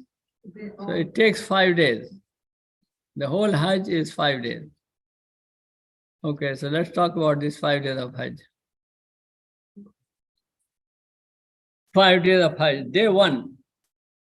Day one is the 8th of the Hajj, which is probably 27 or 26 of June. So you are in Makkah and you put on your ihram from your hotel. Those who are coming from outside, they do it from the place of miqat. And those who are coming from outside, they should do tawaf and sa'i. If somebody is coming, for example, you come to Medina, from Medina to Makkah on the 8th of the Hajj, then you have to do tawaf and sa'i. And then you go to Mina. If you are doing ifrad, then tawaf and sa'i, both of them are enough for you. And then after that, we'll talk about that. Then you go to Mina. It's better to go to Mina before Zuhr on the 8th of the Hajj. So you arrive in Mina, go to your tent, and then you pray Zuhr and Asr and Maghrib and Isha. And then the next day, you pray Fajr there. So get ready for the next day because that's the main day of Hajj. 9th day is called the day of Arafah. And the Prophet ﷺ said, Al-Hajju Arafah. Hajj is Arafah. So don't miss that day. So get ready for that. You are there one day before, preparation for that. Then the second day, that means the 9th day of the Hajj, go to Arafah after Fajr prayer. Anytime before Zuhr, you should be there. One can leave even before Fajr, but better to leave after Fajr. And stay at Arafah from Zuhr to Maghrib. So you arrive in Arafah, if it's lunchtime, have lunch, take some rest, and then the peak time comes. That is the time when you make your dua. So after praying your Zuhr and Asr both. So Zuhr will be 2 rak'ah and Asr will be 2 rak'ah. So qasran wa jama'an. You qasr and you do jama'. So Zuhr and Asr, both of them are prayed. And then after that, if you want to take lunch after that or before that anyway, then take some rest and then get ready. We'll make wudu, ready for dua. You already prayed Asr. So now you make dua. And this dua is better to stand up. That's they call it qiyam. So you stand up if you can. If you have difficulty, then you can sit down. But otherwise, better to stand. I have a question, doctor. The custom prayer for when we go and pray, would this be at the masjid in Arafah, or should we just pray separately? You can do that. You can go to the masjid. In Arafah, they will have khutbah there. But if it is too far for you, too crowded, you can pray in your tent. By yourself? Yeah, with your group. But then is Masjid Nimra there. I mean, you do that. Masjid al-Haram, I mean. And then you do that. Salat, there is a big jama'ah there, and the Imam gives the khutbah, and then khutbatul Hajj. That is in Arafah. Yeah. So you come after that, and then the wuquf Arafah. So you have wuquf. Staying in Arafah or standing up in Arafah. And then make dua. And this dua should continue until sunset. So make dua for yourself, for your family, for your friends, for the ummah. All of this, may Allah accept the Hajj. So this is the main dua. And then the sun sets. Don't pray Maghrib there. You are not allowed to pray Maghrib in Arafah. But rather you leave after Maghrib. So it makes little preparation a little before Maghrib time, and then by Maghrib, after sunset, leave. So and then you come from Arafah, you come to Muzdalifah. So Muzdalifah is about 6 miles or so. People walk from Arafah to Muzdalifah. If walking is difficult, of course, people can take a bus or a car. There are also trains now. Train will take you from Arafah to Muzdalifah. And arrive in Muzdalifah anytime after sunset during the night. Most probably before the middle of the night, because crowded, it takes time. When you arrive in Arafah, you pray Maghrib and Isha there. And it's okay to delay the Maghrib that much. So pray Maghrib and Isha there. Maghrib 3 rakah, Isha 2 rakah. And then you spend the night in Muzdalifah. There are no tents, just open. So you're homeless. So you are just in that area. Put something on the ground. And if you want to take a rest, sleep, you can do that. Also,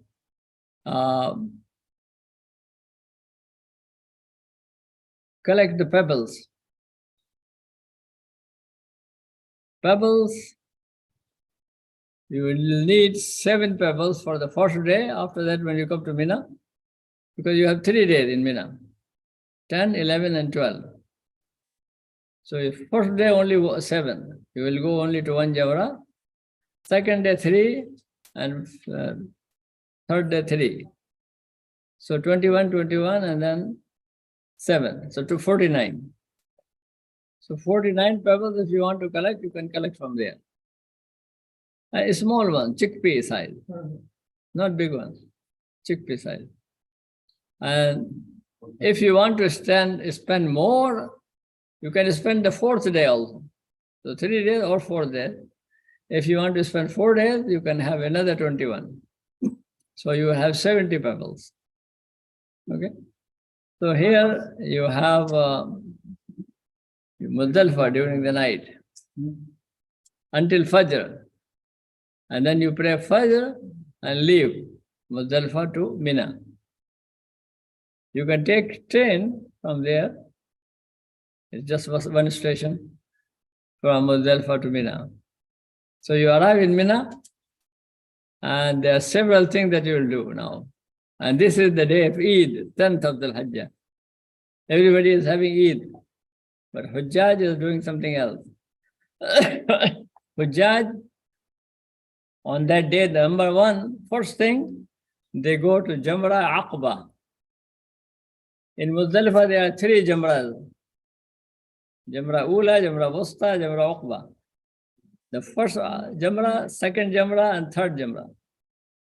These are the places where Ibrahim alayhi salam passed, and Shaitan tried to tell him not to sacrifice his son. So so there are three places Shaitan appeared, and he threw stones on him. So this is what most people do. Dr. Siddiqui, this is in Mina. This is not, this is Mustalfa, Mina. In Mina, in Mina. You already came out. In the morning after Fajr, you came out from Muzammil to Mina. And there's no Eid prayers. No Eid, no prayer. Hajjaj have no Eid. I mean, this is their Eid. All right. So they also, after throwing the pebbles, so you see here, leave after Fajr to Mina, Rami at the Jamra Aqba, the big Jamra. Some people call it big shaitan. It's not big shaitan, there's no shaitan there. So it's 7 pebbles, and actually it is kind of a tasbih. It's zikr of Allah subhanahu wa ta'ala. Now you don't say talbiyah. You see that when you put on ihram, you say talbiyah. Now you stop your talbiyah. Now you don't say labbaik. But what do you say? Say Allahu Akbar, Allahu Akbar, Allahu Akbar. La ilaha illallah, Allahu Akbar, Allahu Akbar, walillahi alhamd.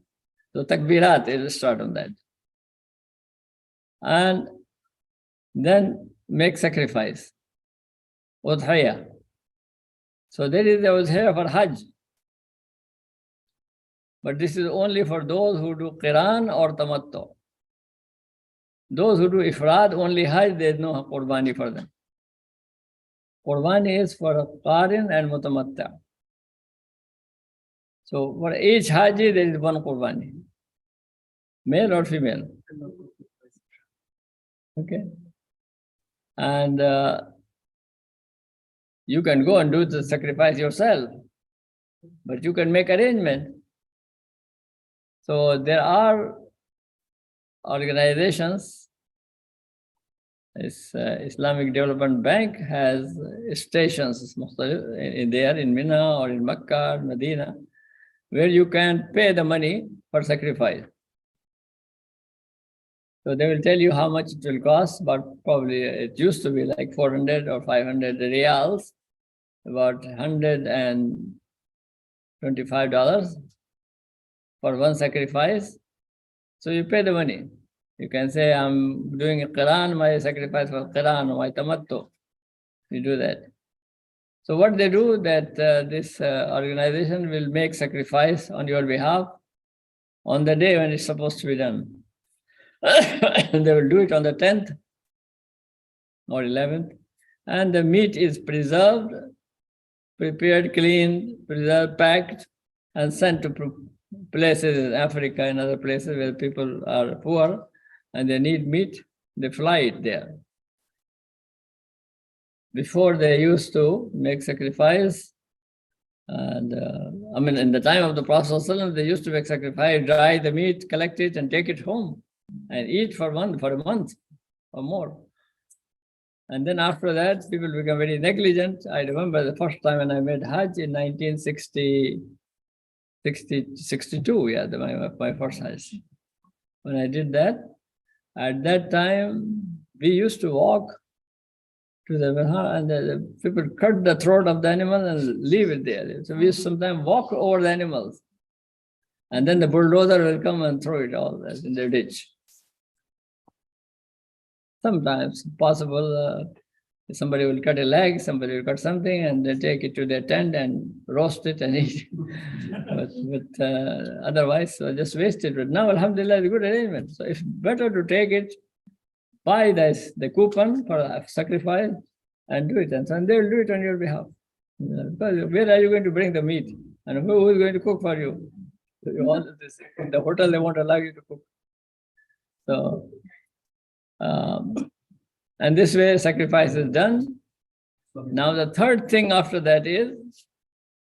I have a question. Some people say that you have to do 2, one in Pakistan for them, your family there? If you want to, you can do it, but you don't have to. You just Qurban. If you're making Hajj, this one is enough for you.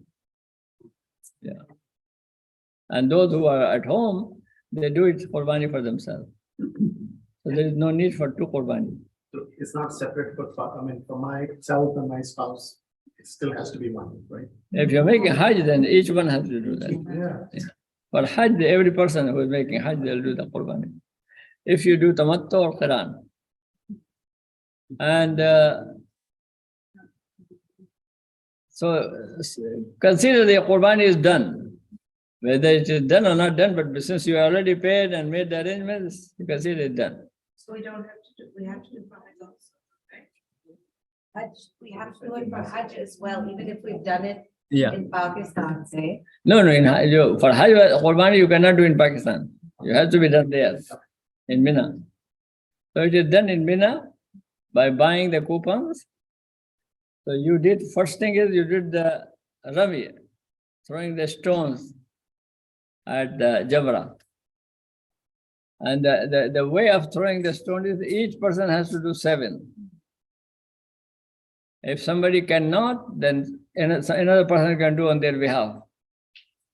First do for your own behalf and then another person's behalf. So have 7 pebbles and don't throw all the 7 at once. But rather put 70 pebbles in your left hand and then take one and say Bismillah Allahu Akbar, Bismillah Allahu Akbar, Bismillah Allahu Akbar. And then you go to for Qurbani, or you made the arrangement for Qurbani. Can we buy the coupons beforehand or do we Yeah, have you to can buy that before. in? You can buy in Makkah, you can buy in Medina, you can do that. Yes. Now, halq or qasr. After that, now you have to get out of ihram. And out of ihram is that you have the hair trimmed or shaved. Okay? And when it is done, you are out of ihram. Now you can go and take a shower, put on your clothes. This is like celebration, alhamdulillah. So you are out of ihram. And now if everything is allowed, that's what is allowed for a common person, except husband-wife relationship. They cannot do that. And after that, the one has to go to Makkah and do tawaf ifada. Tawaf ifada is part of Hajj. And this tawaf ifada does not need ihram. You do it in your clothes. And so you make tawaf and then you make a sa'i for tamattu. Or for Qiran, you make a sa'i. If you have not done before going to Makkah, from Makkah to Mina. So you do tawaf and sa'i. If you did it before. You can do it before too. Okay. If you want to, if you want, you can do before going to for Hajj. So you can do that, and once you have done tawaf ifada, now you are Haji. The Hajj is done. The only thing now you have to do is that you have to stay in Mina 3 days for Rami, and don't skip that. So one has to spend, even if the evening you go for Tawaf Ifada can be done on the 10th or 11th or 12th. But look, many people do it on the 10th. So on the 10th, you go to Makkah and make Tawaf Ifada and then come back. Don't spend the whole night in Makkah. Come back to your tent, and the next day is 11th of the Hajj. And this is the 4th day of Hajj. And this day you have to make Rami. And now you do Rami on all the 3. Go to first one, the small one, the middle one, and then the big one. Once you do the Rami on the first one, 7 times pebble, after that you come to a corner and make dua. Second one, come to a corner and make dua. The third one, don't stop after that, just leave. Come back to your tent. You pray 5 times a day. There, you meet people, greet people, attend lectures or other programs there. And then the second day, which is the 12th, the 5th day, the 12th of the Hajj, do the same thing. You have 3 places where you go to throw the pebbles. The best time for throwing the pebbles is after Zuhr prayer, until Maghrib time. And then if you want to leave, you can leave on the 12th. And you come to Makkah. If you want to stay one more day, you can stay one more day. If you stay one more day, then you have to do all the 3 jamarat and do the pebbles. If you mean stay one more day in Mina. And after that, you leave and come back to Makkah. And when you come back to Makkah, the only thing that you have to do for your Hajj is make tawaf-e-wada, farewell tawaf. And this you should do it before you leave. So just a few hours before that, so that you can catch your bus or your train. And then you want to go to Medina, you can go to Medina, or if you have done already, want to go to Medina, then you have, according to your reservations, you come back home. Alhamdulillah, you have done your Hajj. And you can ask Allah subhanahu wa ta'ala to accept that. So the same points I have here, but let me mention, these are the 5 days of Hajj. 8th of Dhul Hijjah, you are from Makkah to Mina. 9th, from Mina to Arafah. 10th, from Muzdalifah to Mina. So from Mina to Arafah, and then from Arafah to Muzdalifah after sunset, and then from Muzdalifah to Mina. And then you go from Mina to Makkah for Tawaf Ifada. And you do the Sa'i of Hajj. And you come back to Mina. So 11th you are in Mina, 12th you are in Mina, but 12th you can leave from Mina to Makkah. So this is the way your itinerary for the days of Hajj. And extra day, the 6th day, Rami after Zuhr and go to Makkah. But before departure, Makkah, you make tawaf-e-wada. Everybody do tawaf-e-wada. For Hajj, tawaf-e-wada is required. For Umrah, if you just go for Umrah any other time, December, November, something like that, and you make Umrah, tawaf-e-wada is not required. Some people say it's better to do that also. But for Hajj, it is required. Oh, okay. I have a question. How far is like Mina from Makkah? For example, the days we are in Mina for the Rami, can we go to do Rami in the morning and then go to Makkah and do Tawaf and then come in the night to stay? It's not too far. I mean, very crowded, so better to walk. It will take about an hour and a half for walk. Yeah. So we can do Tawaf, like do Rami in the morning and then do Tawaf and after come back. But remember, it's very crowded, so you have to take some time. Yes. Anybody else? You said that there was a good time to do the Rami. What time was that? That's over? After Zohar till Maghrib. Depending where you are in Mina. Mina is a big place. Sometimes going all the way from your tent to the place of Rami takes a long time. Yeah. And then just like a higher question, did Prophet Ibrahim do this for 3 days as well? Or what, did he do this only for 1 day? All the Rami in 1 day? No, the Prophet Ibrahim, because we're following his sunnah. Yeah. Did he do this for 3 days or he just did it for 1 day? Whatever did, but Rasulullah told us to do that. Oh, okay. This is the sunnah of the Prophet. Oh, Sheikh, I have a quick question. After Tawaf al-Wida, which is, the Tawaf of the Hajj, I was watching a seminar that they said before you do the Sa'i, you can do Tawaf al-Wida as well. Can you do that? Because we've been listening to all sorts of lectures. If you don't have time, Okay. Then tawaf ifada and tawaf wada can be combined. Combined before you do the same, Yeah. so you can do that. Doesn't mean that you do two tawaf. You can one tawaf is enough for both. If for some excuse you want to leave, you can do that. Okay.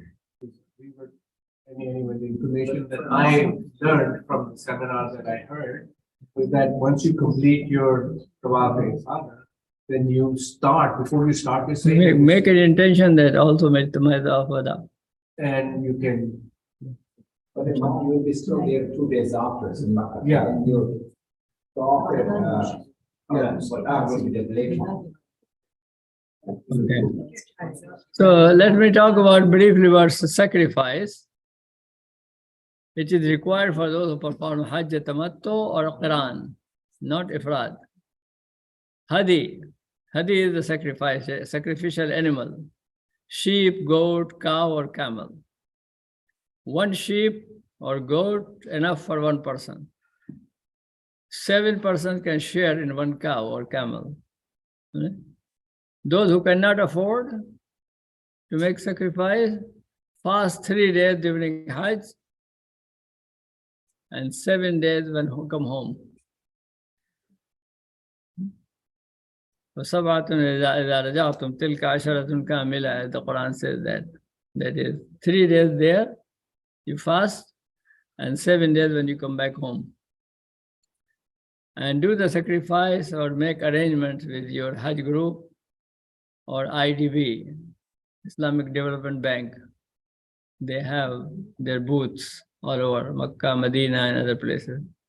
So you can do that. All right? And then visit of Medina. It is not part of Hajj. If somebody does not go to Medina, his Hajj is complete. So somebody has been to Medina many times, so this time he does not have time, he can perform Hajj and come back. But it is a very important part of the journey. It is good to go to Medina. You are there all the way, and then you don't go to the Masjid of the Prophet ﷺ and don't say salam at the grave of the Prophet ﷺ. So it is good, better to do that. No? Yeah, Riyadh Jannah and namaz in the Masjid of the Prophet ﷺ. After arrival in Medina, go to the Masjid al-Nabawi and offer 2 rakah Tahiyyatul Masjid. I mentioned that when you come to Makkah, you go to make tawaf. But in Medina, you do Tahiyyatul Masjid, the greetings of the Masjid. Say salam near the grave of the Prophet ﷺ. So try to go all the way to the grave and stand, which is called Muwajaha Sharifa, face to face. And you have in the grave of the Prophet ﷺ, you have his grave, then Abu Bakr, and then Umar radiallahu anhu. So these 3 graves, and you see that on the screen. Face his grave. Huh? We should face his grave. Yeah. So you stand there and you say, Assalamu alayka ya Rasulallah. Assalamu alayka ya khaira khalqillah. Peace be unto you, O Messenger of Allah. Peace be unto you, the best creation of Allah. And then you go a step and you say, Assalamu alayka ya Abu Bakr, awwala khalifati Rasulillah. O Abu Bakr, the first Khalifa of Rasulullah. And then you take few steps and you see the grave of Umar radiallahu anhu. You don't see the grave, I mean, it's a hujra, and around there is a screen, and inside the screen, yes, there are 3 graves. But there is a covering also there. So you come and then you say, Assalamu alayka ya Umar ibn al-Khattab. Ya Saniya Khalifat Rasulullah. Oh, the second Khalifa of Rasulullah. And then after that, move, because a lot of people will be behind you. So you just move and turn out inside the masjid or outside, turn towards Qibla and make dua. Because we are there at the grave not to make dua at the grave. We are making dua to Allah subhanahu wa ta'ala, but we're giving salam. So say salam at the grave and then make dua to Allah subhanahu wa ta'ala facing the Qibla. Because the grave of the Prophet, when you face the grave, you are not at facing Qibla. You are actually, your back is toward the Qibla. So that's how you do that. For women, there are special times. Morning time, night time. So they can go at that time. If for some reason you are not able to be in the Muwajaha Sharifa, where you can be face to face, then you can do it from any place in the Haram. Yeah, that was my question. So even when we went for Umrah in November, it was still very crowded and they had special timings for men and Yeah. women. So you have to physically go into Riyadh Jannah to say the salam, or can you do it from outside? Oh no, Riyadul Jannah is for prayer. You don't do salam at the prayer in Riyadul Jannah. Riyadul Jannah is the Rasulullah said, Ma baina bayti wa minbari rawdatun min Riyadul Jannah. Between my house and my member, from where the Prophet used to give the khutbah. The space between my house and is the garden from the gardens of paradise. So it is highly recommended to pray and at least to have 2 rakah there. But if you cannot do it, you cannot do it. Especially. And then if you go to, as I said, if you are not able to stand in front of the grave, then you can do it from outside also. Especially, Go in front of the grave easily. Yeah, and But the it's exit the other point. Jannah, they have actually have an out app, and that's all the people are doing the month ahead. yeah. So we were there in December as well, or then, so we couldn't get in. So just go in. Even the exit from Riyadh Jannah, you go in front of the. Now, salam is there. This is the way of salam. You don't have to touch the grave. You don't have to do anything else. Just say salam and leave. With great respect. And in Medina, as long as you are in Medina, pray Fard prayers in the masjid. So you get more reward, inshallah. Rasulullah said, Salatun fi masjidi hadha khairu min alfi salatin fi masjidah. Prayer in my masjid is better than 1,000 prayers in any other place. So it's better to take advantage of that. And also, if possible, visit other places in Medina. There are some historic sites. For example, you can go to Uhud, where the Battle of Uhud took place. You go to Masjid Quba, the first masjid that was. Go and visit that masjid. And if you make wudu in Medina, go to Quba and pray there as if you made Umrah. And Masjid al-Qiblatayn, Masjid of 2 Qiblas, because people used to pray towards Jerusalem and then they turned towards Mecca. So at one time they prayed in the beginning towards Masjid al-Aqsa, and then they prayed Masjid al-Haram and Khandaq area.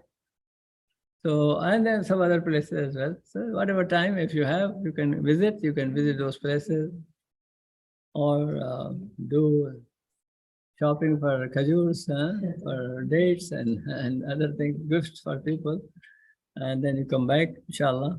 May Allah complete the Hajj and Ziyarah. Alhamdulillah.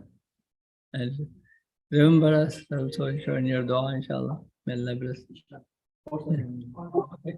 To the Hajj, every other place we have complete Kamal.